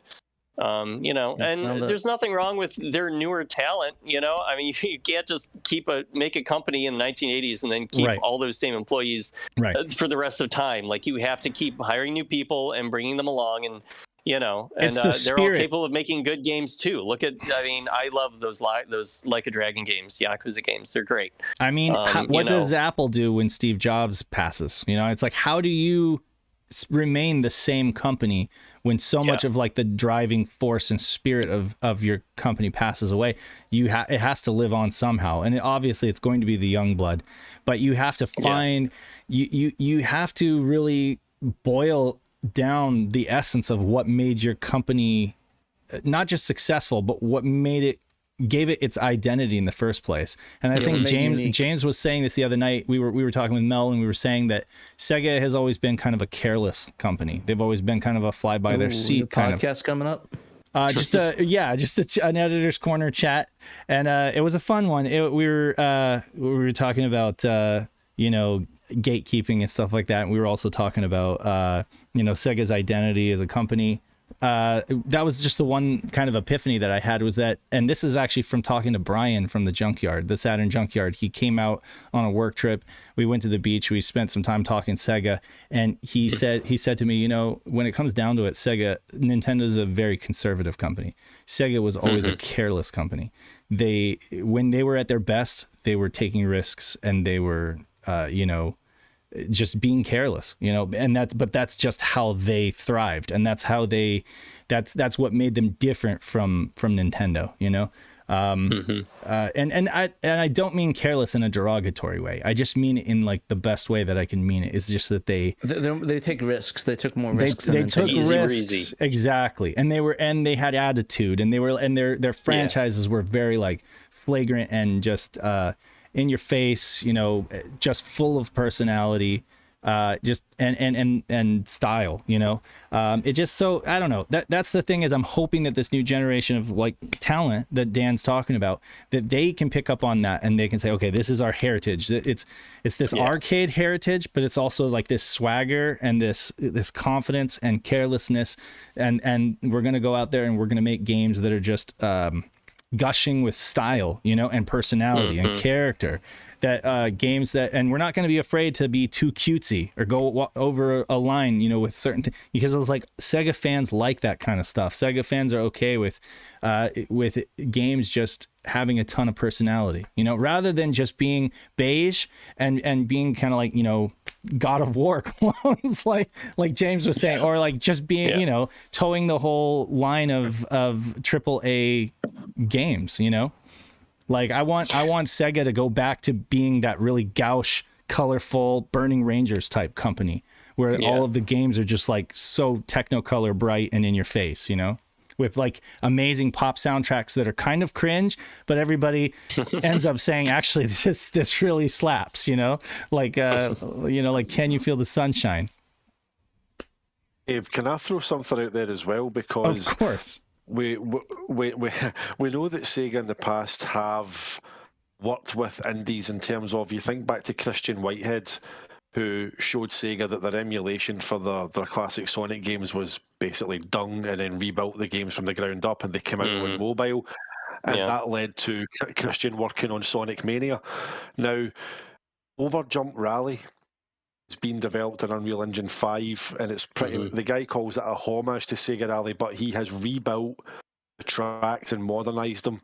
And after seeing this today, they talk about more in development. I just wonder, okay, there's license issues there with cars and stuff like that, and he has put in the Lancia and the Toyota stuff and things like that, the Castrol sponsorship Martini, but I'm wondering, like, would they go to someone like that and perhaps say, right, you've built a really good modern day version of Sega Rally. We will license that. We'll let you have the Sega Rally license on that, and maybe let them release that as a new Sega Rally. That was just something that kind of crossed my mind, because they have. They have. I get the impression that's what he's gunning for. Well, I get the impression that's what he's trying to do, is convince Sega, hey, I pretty much just rebuilt Sega Rally in a modern engine. Do you want to pay me for it? And then you can put it out and slap the Sega Rally IP on it. So Pat and I recently did a podcast with Audi Sorley, and Audi works for limited run games, and one of the things he does is bring games direct to consumer through physical media. One of the things we talked about was like, what is involved when it comes to bringing like something like that. So homebrew is cut and dry. If it's homebrew and it's completely original, no big deal, right? If it's a fan patch, it's dicey, especially the more people that there are involved. With something like Overjump Rally, because everyone's gonna want to cut of that pie. I mean, and he said it's like it comes down to silly things like the license for Photoshop. Was there a valid license for Photoshop for all the assets that were created? Was there? So are all the tools licensed? And then you have the actual license, commercial licenses for those brands and trademarks and stuff like that. And so it's not that they can't do it. It's just that it is kind of messy. And so he said the best case scenario is you build out the most impressive pitch deck, or most impressive like game, basically, so that they almost it's a deal they can't refuse, like when they look at it. But at the same time, then they'd still have to lawyer up and pursue all that stuff, and it's a lot of red tape. They could say yes. They could have been like absolutely, and then it's like, it doesn't work out. The lawyer said it doesn't vibe, so it's like. Like, didn't you say, Pat, sometimes it's just easier to do it yourself, like from scratch? Yeah, for them to do it themselves, because it's like, why not like hire the team at that point and just do it by themselves? But so nobody's worried about being sued by translators. Legal concerns are surely with the license holders. Yeah, to a point, but the thing is that if a translator thinks they got a bad deal on that, or they didn't get paid for what they did, so say, I don't know, next day, like somebody put up, I'm trying to think of just any patch, Wackenrotor. Imagine if Wackenrotor goes up and it's like, because I know that Knight used a lot of the stuff from another like the guy that made the guide for it, and it's gonna be like, well, where's my slice of the pie from that? I did a lot of the head work for that. Didn't I get paid too, right? And then it's like, oh shit, I should get paid for that. Or even something as simple as you didn't get me in the credits and I had some role to play or something like that, and then they have to bin a bunch of manuals and reprint, which is a huge cost too, like there are things to consider for sure. They and Audi made a big point of like the moral dilemma of due diligence on their part, having to provide lawyers to give proper counsel to all parties involved, so that they not only sign the paper, but they know what they're signing and they've been advised to their rights. They have to pay for that. The publishing company has to pay for that typically to make that happen, and that's just an added expense. So there's a bunch of things involved, and especially with something like Overjump Rally. Sure, I would love to see it. I just don't know how feasible it is. I think with Christian Whitehead, which is a great example, he had done previous, Sonic Hack, like mods, fan games and stuff like that, and brought that as the example of, and then they're like, okay, you're great. Let's do a fully, brand new Sonic game with your expertise, and you can be at the helm of it. Use all of the, have all of your previous work inform this, but it's going to be a new creation, and I think that's kind of the way that they would go. But with Overjump Rally, it's pretty much already done, and it is what it is. So, I don't know. Yeah, well, and we should. Sorry. Yeah. It's 7:23, so we should probably move on. We should move on. We have two things to cover. Okay, so two more things. We can blaze through this. RetroBit wireless analog pro unboxing and first looks. So got these over we got these last week on Friday, and I didn't have a chance to unbox them until a couple days ago, just because it was such a busy week with me taking care of the kids and stuff. But we did get them. And I've shipped one out to Pat too, because he's going to test his on a bunch of other platforms that I don't have access to. Arcade cabs, PS4, arcade boards, PS4, PS5, PS3, any Xbox stuff. It's not listed as supporting Xbox, and maybe that's because of the whole direct X I'm input. only going to be testing on good consoles. I'm not testing on awful. Fair enough. Consoles, so. Hey, you don't want to alienate any of our audience. It doesn't work on Xbox because Xbox uses X input. X input. Okay, all right. Yeah. So this uses direct input then. I think the Sega guys are about to stab me. They're big Xbox fans. No, I play my Xbox every day, so I'll join them in stabbing you. You Pat. stab him. I'm getting massive stab. Pat's gonna get stabbed. Hold on a second. Here we go. Massive stabbing incoming to me. But yeah, like I said, I'll test those all out.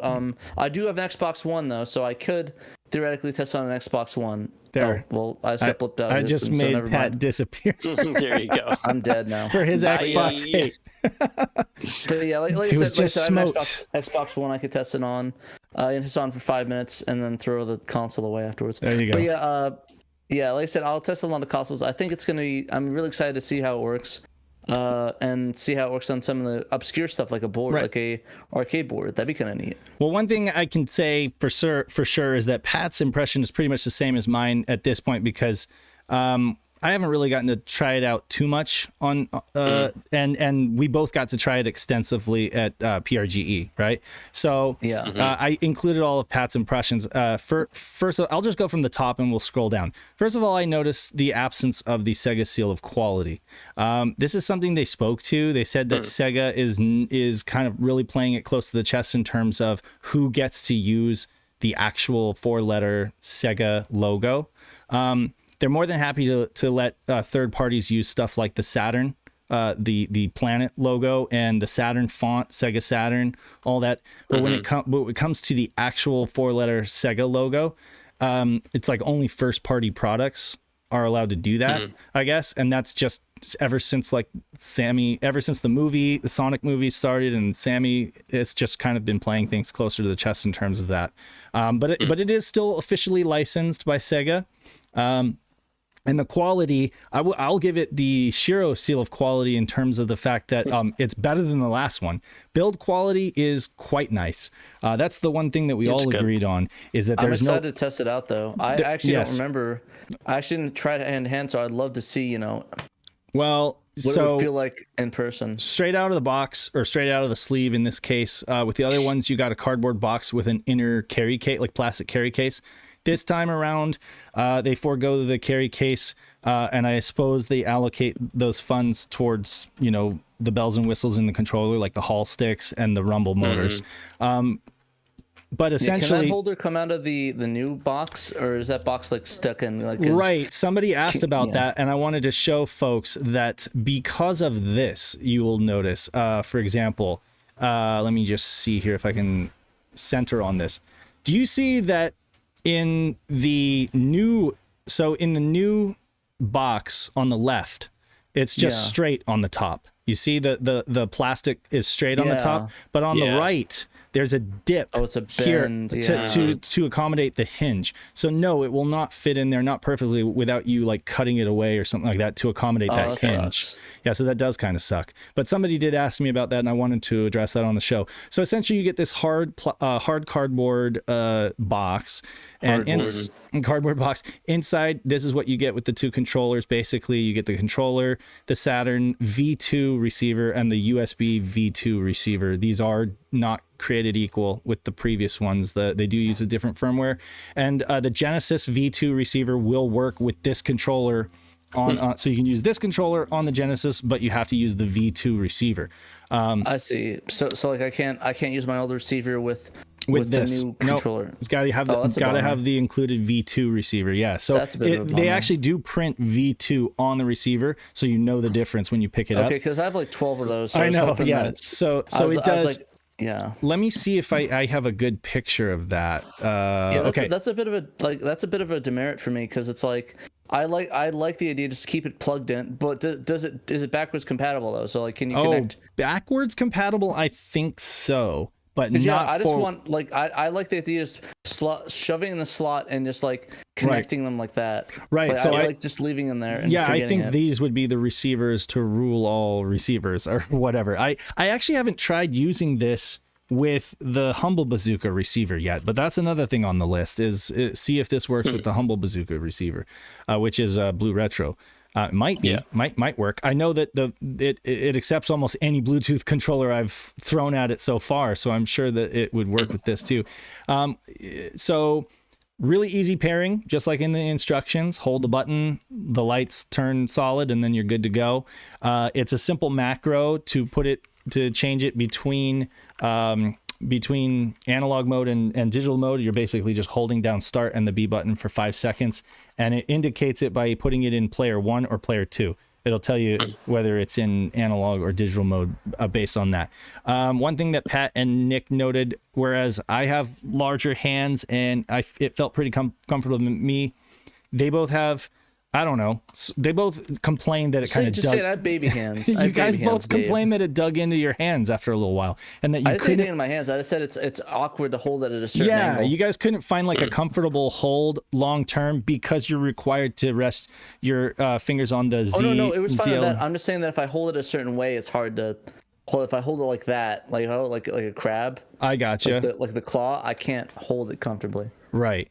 It is a little thinner, and it does kind of cut into your hands a bit, just because, as you can see down here, there's the profile. As you can see here, you can kind of see the difference in the cutaway. I'll put it up there so you can kind of see the size difference. On the left, there's a stark contrast because you got the white Analog Pro and then the original. So it is wider. It's wider. It's got like broader shoulders, whereas the older controllers kind of taper in more. This one stays wide, and so it does kind of like, I don't know, I wouldn't say eat into your hands, but it is just kind of like eat your hands, just bite your hands right off. And it doesn't have that curve, that concave back to it. I was a comment to that, yeah. Yeah, instead it kind of bulges out, and I don't know why, because actually I thought it was a bigger battery, but it turns out they both have a 500 milliamp battery, which is not. I think I have an idea why. I think what's happening is that, you notice how it has that little controller, like the cord like bulge? It's not using the same mold. It's a different mold completely. Oh, it is true. That is true. They're using USB-C now, and so that might be part of it. We also did a teardown, and I can show you guys the battery sits right there. So it's like right on top of this harness where they anchor the. I'll go back up and we'll go in order. But essentially, so it feels pretty good. The thing that I do notice is that it's very solid. The D-pad feels much better, like remarkably better than they learned their lessons with that. It's as close as I could say, that they've been able to get to replicating the Saturn D-pad. I mean, it really does feel a lot better. The plastic feels a lot stronger, like it's not going to break, from me pounding on it. Real quick, Dave, you were talking about using these with the Blue Retro. Yeah. Converter, but aren't these 2.4 gigahertz wireless controllers? Yeah. Nope. Yep. That completely slipped my mind, but you're absolutely right. You wouldn't be able to. It wouldn't work. You would not be able. In fact, that's a great point. When you want to use this with your Switch, you're not going to be going Bluetooth. You have to use this USB dongle plugged into the side of it. Yeah. You know what? You're absolutely right. Latency anecdotally is very low. I have not experienced much, if any, latency, and certainly not any more than I'm used to just on playing the Switch, with the Joy-Cons or whatever. It's very, I would say that it's just very like industry standard latency at this point. Haven't done any kind of like extreme. Unfortunately, on the Saturn, we don't have Artemio Verbena's. We don't have his 240p test suite, which would be awesome because he has a latency tester built into that. But there are other ways that we can test. So I am going to try to test that and let people know what the exact latency is, or maybe Pat can do that. But essentially, the build quality is very good. Feels like a Saturn pad. That's why they went with the smaller sticks. They wanted to keep it feeling familiar to folks and feeling like a Japanese Saturn pad without like these bulky sticks protruding. They also stay recessed so that they're safe from drops or snags. That was another thing they went on record saying. Yeah, the back is convex, so you don't have that same feeling where you can kind of dig your fingers into like these pockets on the back of the controller the way you could with the standard. But it's not a deal breaker. It's still pretty nice. What else? Size difference. It's not significant, but it is there. 7 screws on the back. You remove 7 screws, including one under the warranty sticker or the date of manufacture sticker, to reveal the back plate, which comes off pretty easily. Anybody with even the most basic technical skills could probably replace any component on this controller, as they're all connected via header and socket or like ribbon cables. So like the Hall sticks, you can buy those replacement Gully Kit Hall sticks, and they just install using a little ribbon cable and header. The battery is held in place by double-sided tape, and then you've got it plugged in via that little socket and connector. You know what my favorite hidden feature of this is, though? What's that? So what you could do is, if you take a sharp screwdriver and you stab it directly into the Sega logo, you can turn into a fragmentation grenade and throw it at your friend. Neat. Okay. Because the battery's right there. You just puncture the battery right there and just toss it at them. Yes, I don't recommend anybody do that. Yeah, don't do that. This is IEDs by TraynoCo. It's crazy.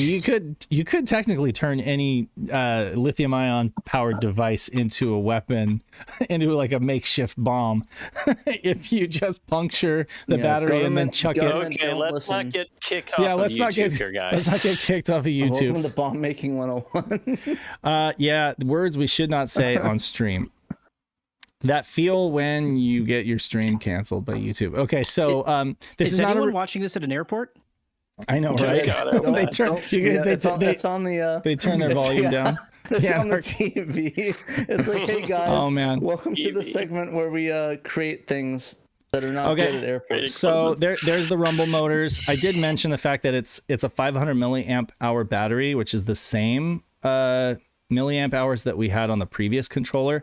That concerns me when it comes to playing on modern consoles with rumble, because I don't know what mileage you're going to get out of this with the rumble turned on. But the one thing I noticed is they do list the milliwatt, they list the milliamp hour capacity, but whereas on the old controller they listed 30-hour runtime, this one they don't even bother listing like a guesstimate runtime. Yeah, so it's interesting. Pros and cons. I just put nice this. To have you on. Oh, I think Dan's had enough. Nice to have you on, Dan. Oh, nice. Yeah, nice to have you. Dan. Yeah, thanks for stopping by. Get some sleep. Sorry, all Dans must leave. Sorry, Danthrax. It's been a pleasure, guys. Blink me off. Yeah, really, it was awesome having you on. Because I know I know it's not always possible. So yeah, thanks for coming by. I'm glad I could make it this time, guys. Thanks so much for having us on. Nosotros casa es tu casa. Your show is our show, so welcome to our new host. Nuestra, there you go, Nuestra casa. Yeah, no, it's an open house. Bring some beer. Nueve pantalones. So pros and cons. This isn't like anything official. These are just things that I noted, like that folks should be okay. So like if you're considering getting this controller and it's not essential, like you have plenty of controllers, and this would literally just be like a splurge buy, then these are the things that you should consider. Solid, durable construction, but no carry case. Okay, things to consider. Dual rumble motors. There's really no downside to that. There's dual rumble motors, but mileage may vary on modern controllers depending on the battery. But you can always plug it in and charge it, I guess. So you got dual analog sticks. However, the second stick is not currently implemented for anything on the Saturn. Things to be aware of. It is on their radar that folks want them to do like twin stick functionality. Twin sticks. Yeah, twin sticks. We got to chance it. They know it. They know. They're aware. I think. They haven't implemented any use for it on the Saturn. So the Hall sensors are great. However, the small Joy-Con stick form factor is not for everybody. It's for a lot of people. But, some people are going to be butthurt that they didn't end up going with those PS2 sticks. The sticks do click in. Yeah. I don't know if you can hear that. but they do, and they feel just clicking. They feel just like Joy-Cons. Honestly, what can I say? They just feel just like Joy-Cons. So if you're familiar with Joy-Cons, then you know. They are gully kit though. They're not the Alps sticks. Can't get lost in the Alps. Problem with twin sticks on Saturn is that the Saturn sees it as a standard controller. It's true. And it's digital too. It's digital input. So it's like these don't work when you're not in analog mode. These don't even work. They would just have to have the controller send a signal of like X, Y, Z, B, right? When you're using that right stick. Mm-hmm. So, but that's the thing that I noticed. So the thing that I noticed though is that when you do the macro and you go into digital mode, the sticks don't even register as input at all. Because it's just like the 3D analog controller where it had a switch that turns the analog off. So I guess there were some games though that when you had it in analog mode, the digital pad would still work. So I don't know. Moving right along, easily replaceable components, and that's a plus. Easy. I think. Great feel, the size and weight, it feels great. Slightly larger than an OEM Saturn pad. I put as a con. Feels great, mate. Because some people who have smaller hands might be a deal breaker. I don't know, but easy pairing. Just get bigger hands. Yeah, get bigger hands, dudes. Get bigger hands. Easy pairing, straight out of the box. Super easy. Way better than maybe not as good as like the Humble Bazooka Bluetooth one, because that was just you plugged it in and it just like auto searched. Whereas this one you do have to hold down the button on the receiver, but it's almost instantaneous once you do that. However, there is no physical mode or switch. And I know Night of Dragon was kind of like, they should have put a switch on, like a physical switch to switch between. That it was kind of Nintendo Switch. Yeah, that it was lazy, or I don't know. Maybe just an extra added expense to use a macro or to use a switch instead of just a macro. But yeah, it's a macro. Very low latency, but it lacks the one-to-one accuracy of the 3D control pad. But I really don't think that that's something that folks should hold against it, because there isn't a single analog controller out there that has the one-to-one accuracy of the 3D control pad, because they all work differently. Than the 3D control pad is proprietary, you know, and it uses a proprietary microcontroller. Yeah, it's like a microcontroller essentially. Without that, you just don't. It's not the same recipe. But it's really good. Improved D-pad and shoulder triggers, although the shoulder triggers are not analog, and a lot of people are bummed about that too. So no analog acceleration or analog strafing for the few games that do support that. Sega license and branding, although it lacks Sega's seal of quality, but again, that's just more of a technicality. It's a technicality on the box, you know. We probably should get to the big issue that you had with the air brakes that you made a video on. Yeah, multiple platforms supported. So moving down to the firmware issue that needs to be addressed. Pat and I noticed this at PRGE, but we just didn't know. We couldn't put a name to it. We didn't know what was going on. With a little bit more, I don't know, trial and error. Like analyzing it. Yeah, it actually just turns out that when you are in analog mode, the shoulder triggers don't work.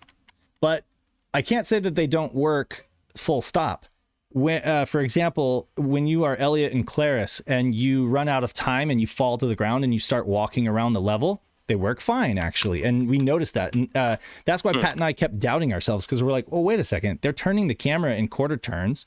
So I'm walking around. I think they're just bound to different buttons.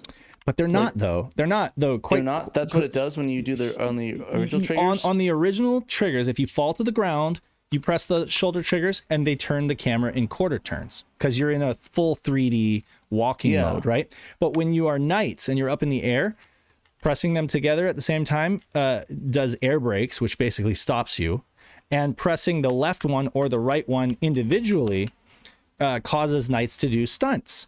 And when you get the stunt ribbon, you know, you're able to like press them all crazy and stuff like that, and you rack up points, right? It says like dreamy or whatever, you know? So and yes, this is the thing, and Trekkies hit the nail on the head. It could be that in flying mode it reads different than expecting them to be analog, and I think that is exactly what it is. When you're in flying mode, the game does something different, and it turns them into, it basically uses them as analog, which is not the case when you're on the ground. On the ground, they just revert to like digital, simple 1 and 0 input. Okay, it was Knight's theory. I'll give him the credit.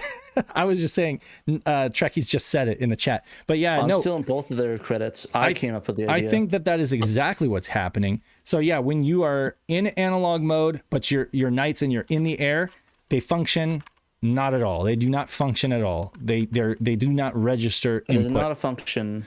Yeah. And so the things that I don't, and like no shade to them, but I think they should have like, you know, maybe it's something they missed, but I think they should have got somebody that was a pro Knight player, knew the game in and out. Well, I was there and I kept telling him, I'm like, this isn't working right. He's like, yeah, a couple development and stuff. A couple people have said that, and he's like, we're looking into it.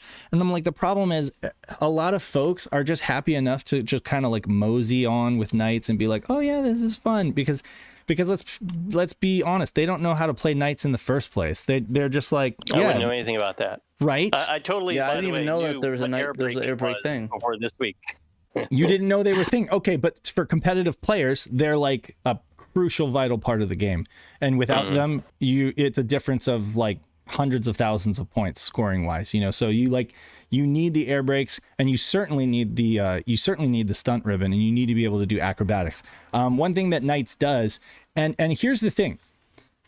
I as kind of an extreme Knights player, I'm willing to accept these analog controls not being like exactly the same. Okay, let me put it this way. Dan pointed out the fact that when you're turning in circles, they snap to the cardinal directions, right?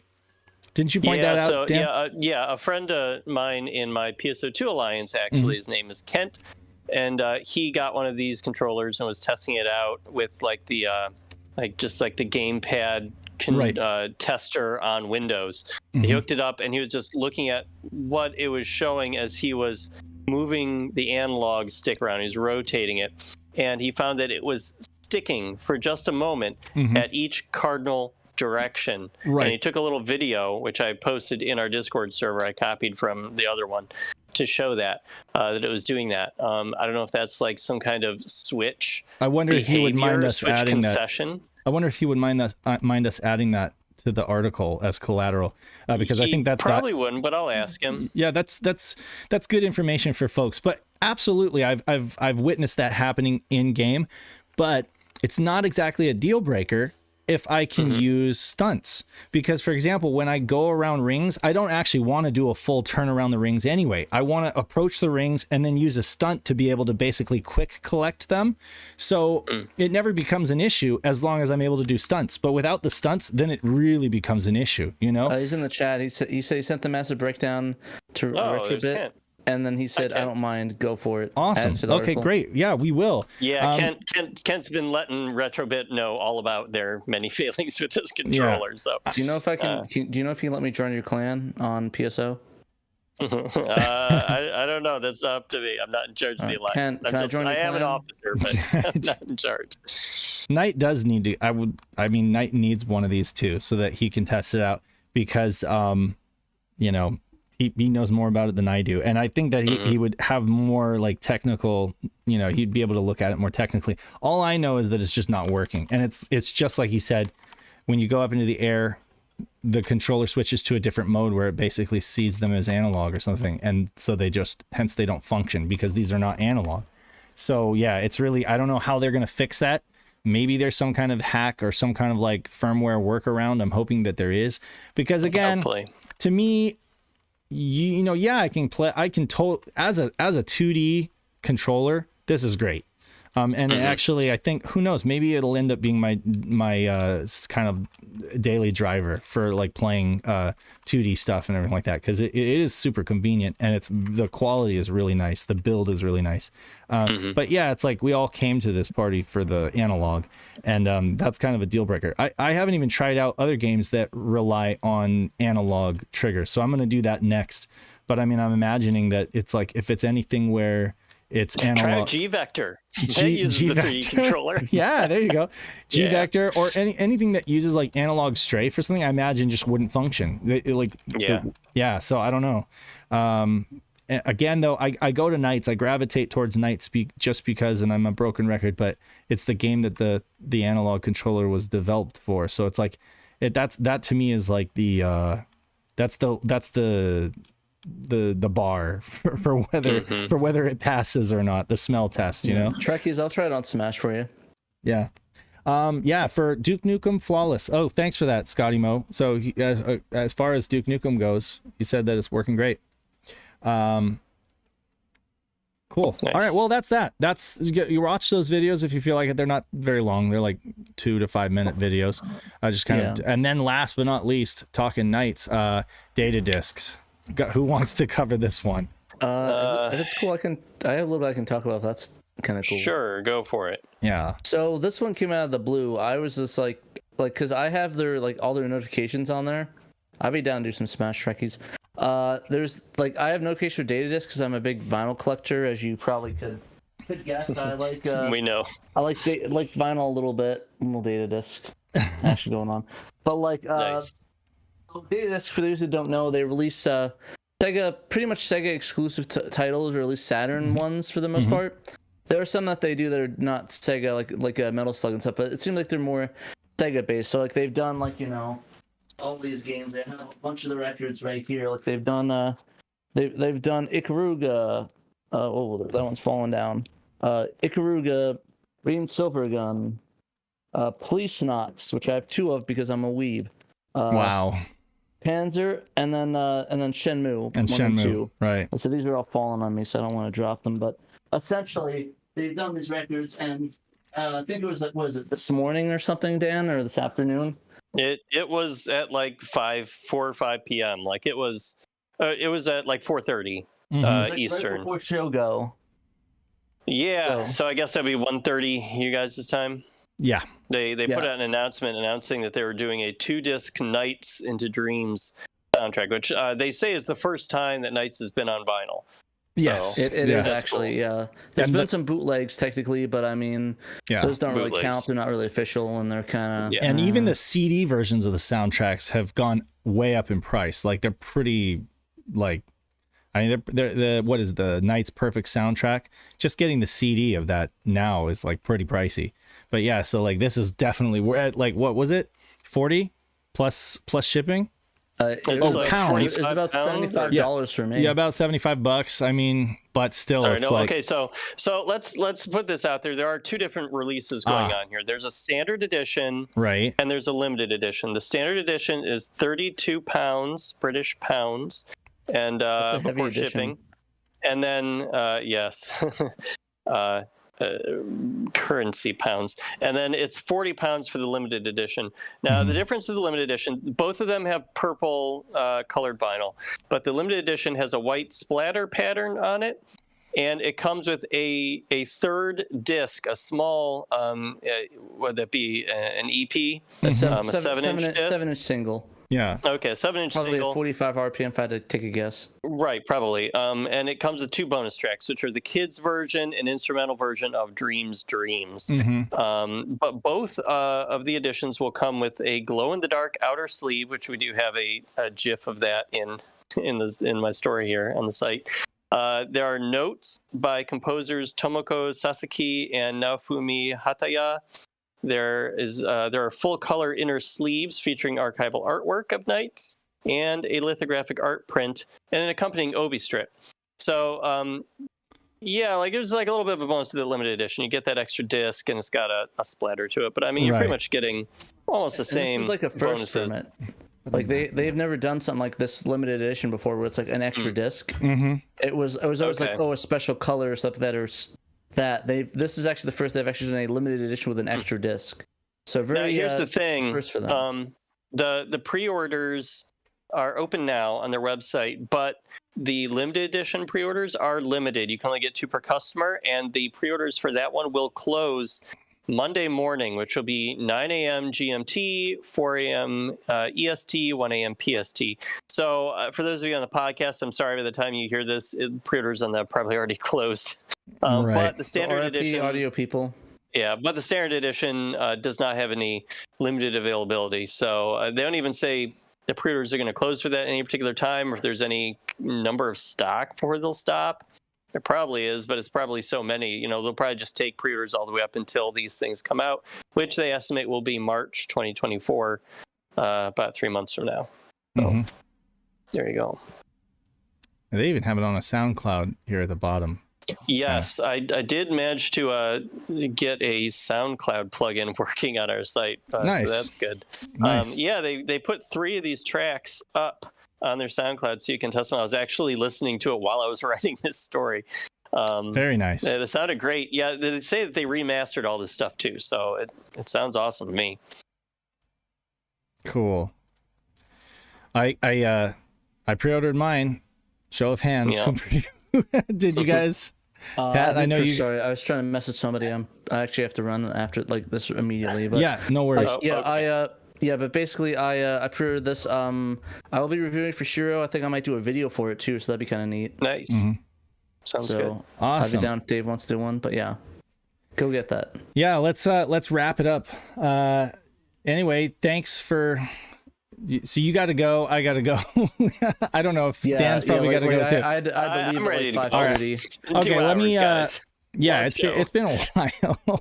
Okay, this has been a longer show than normal.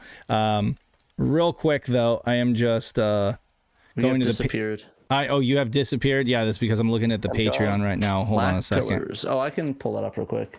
Oh, I'm already there. Too late. 10 and 20. Oh, you're there? You want to read it? Okay, you go for it then. Oh no, I'm not logged in. Sorry, I'm not logged in. Oh God. Okay. All right. I'm gonna do it again. Here. Sorry about that. It logged me like out. It's okay. All right. Okay. Hold on a second. Wait a second. Okay. Patreon. I should have had this up, but I forgot. Let's see here. Audience. Filters. 10 and 20. So, for those of you who don't know, if you support us at the 10 or 20, 10 and up level, you get your name shouted on the show. And let me just see if I can make that happen for you guys. Oh, actually, Dave, real quick, before we wrap up with the Patreons, can I just make the quick announcement? Oh, please do. Yeah, go ahead.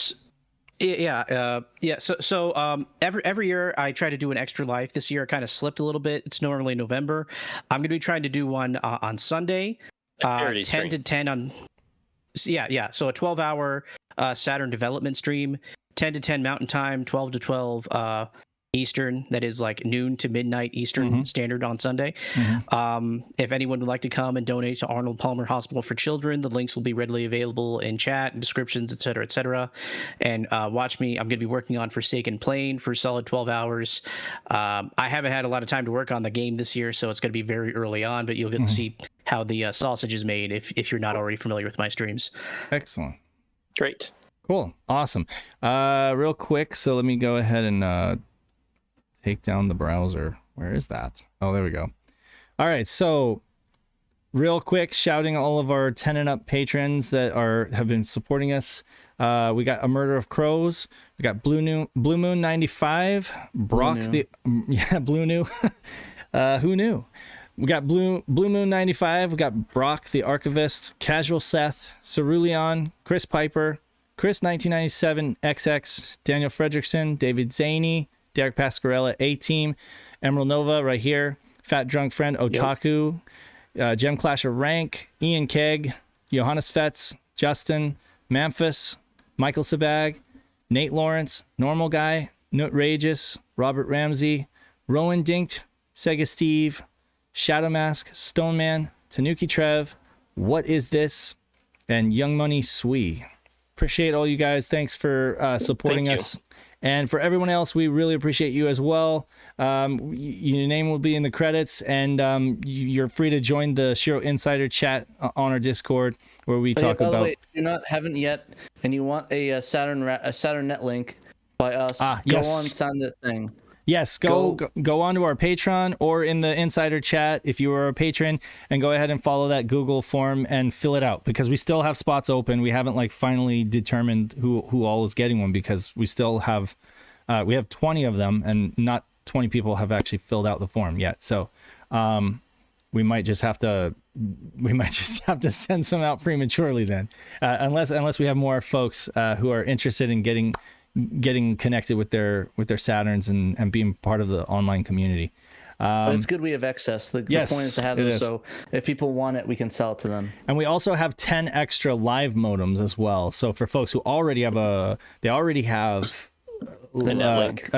or an X-band, but they just need an easy way to connect, then we've got some extra live modems as well. Anything else we want to announce, Pat, or plug before we say goodbye? Buy a shirt. Think that buy some merch. Exactly. Don't buy this one. You can't. You have to go to Nintendo. You can go Creamy on 3D graphics.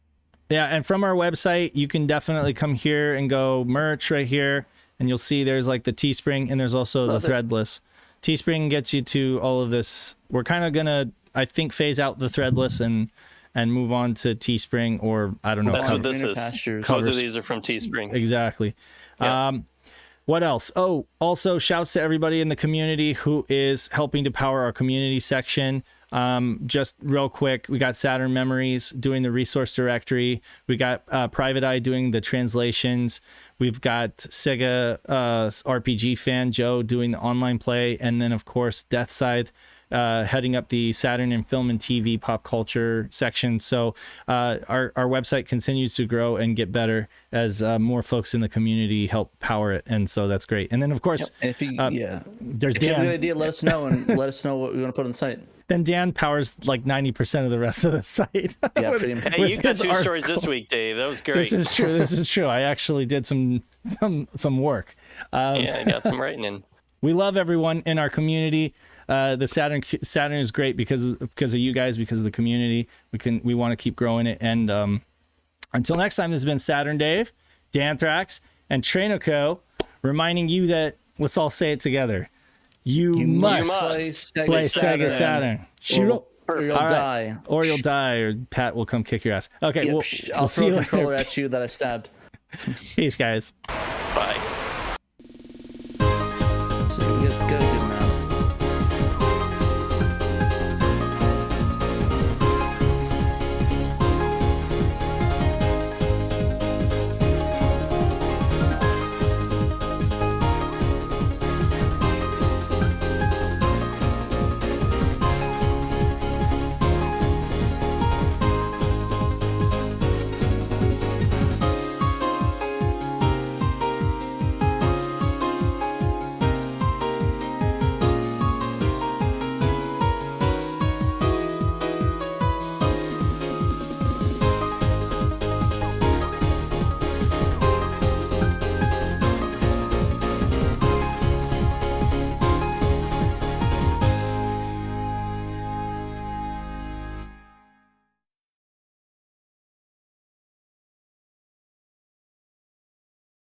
SEGA Saturn SHIRO